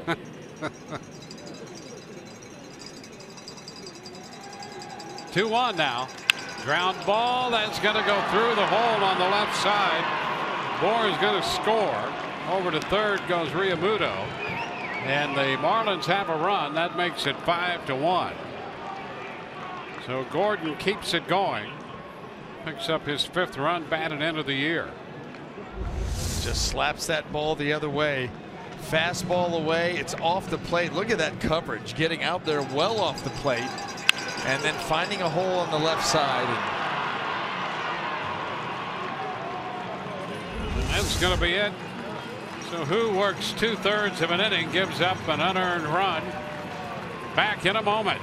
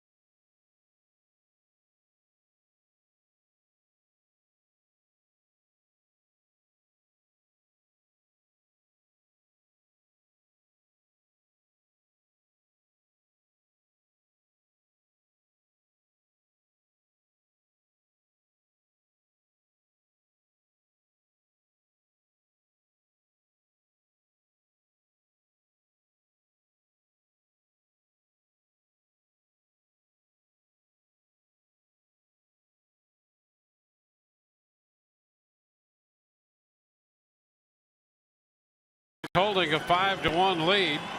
The Marlins have scored a run, an unearned run. They have men on the corners. And Martin Prado is going to be the hitter as Alex Colomé comes on for the 14th time. He got 7 saves on the season, ERA 2.57, 14 innings of work. Looking to close this one out for the Rays and keep it in the win column. Actually put it in the win column. It's not there yet. Prado had a base hit in the 8th inning. Toss over there. Gordon back in at first after driving in the run.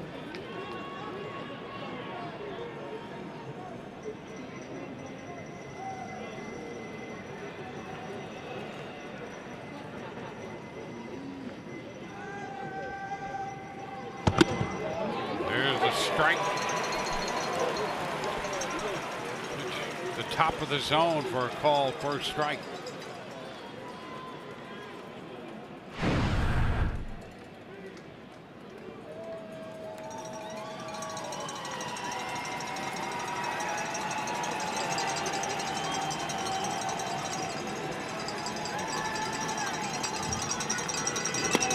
This one popping away from Norris,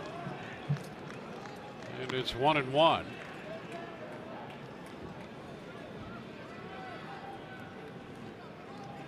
Andriese for 7 innings of shutout baseball. Farquhar worked 1 inning. Who 2/3. Colomé on to get the last out.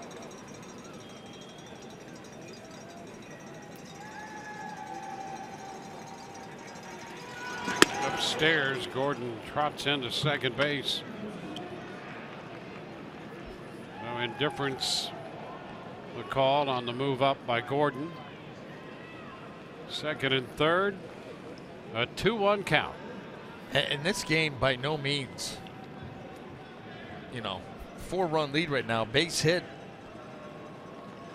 We're talking about 5-3, and the tying run comes to the plate. So that's right. My goodness. It felt like a safe lead for the Rays, and you see how quickly things can turn. And, Martin Prado, pretty accomplished hitter and a pretty good count to work with decent numbers off of Colomé.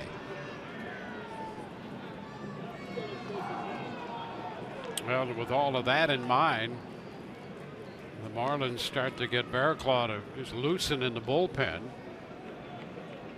I used to eat those, Dwayne, 2 at a time.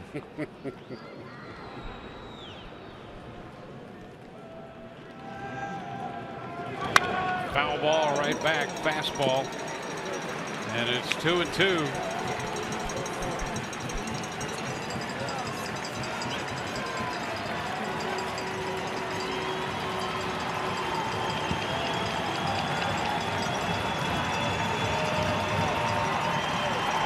Rays trying to put an end to it. Marlins have avoided the shutout with a run in the 9th. Colomé trying to get the Rays back to the break-even point.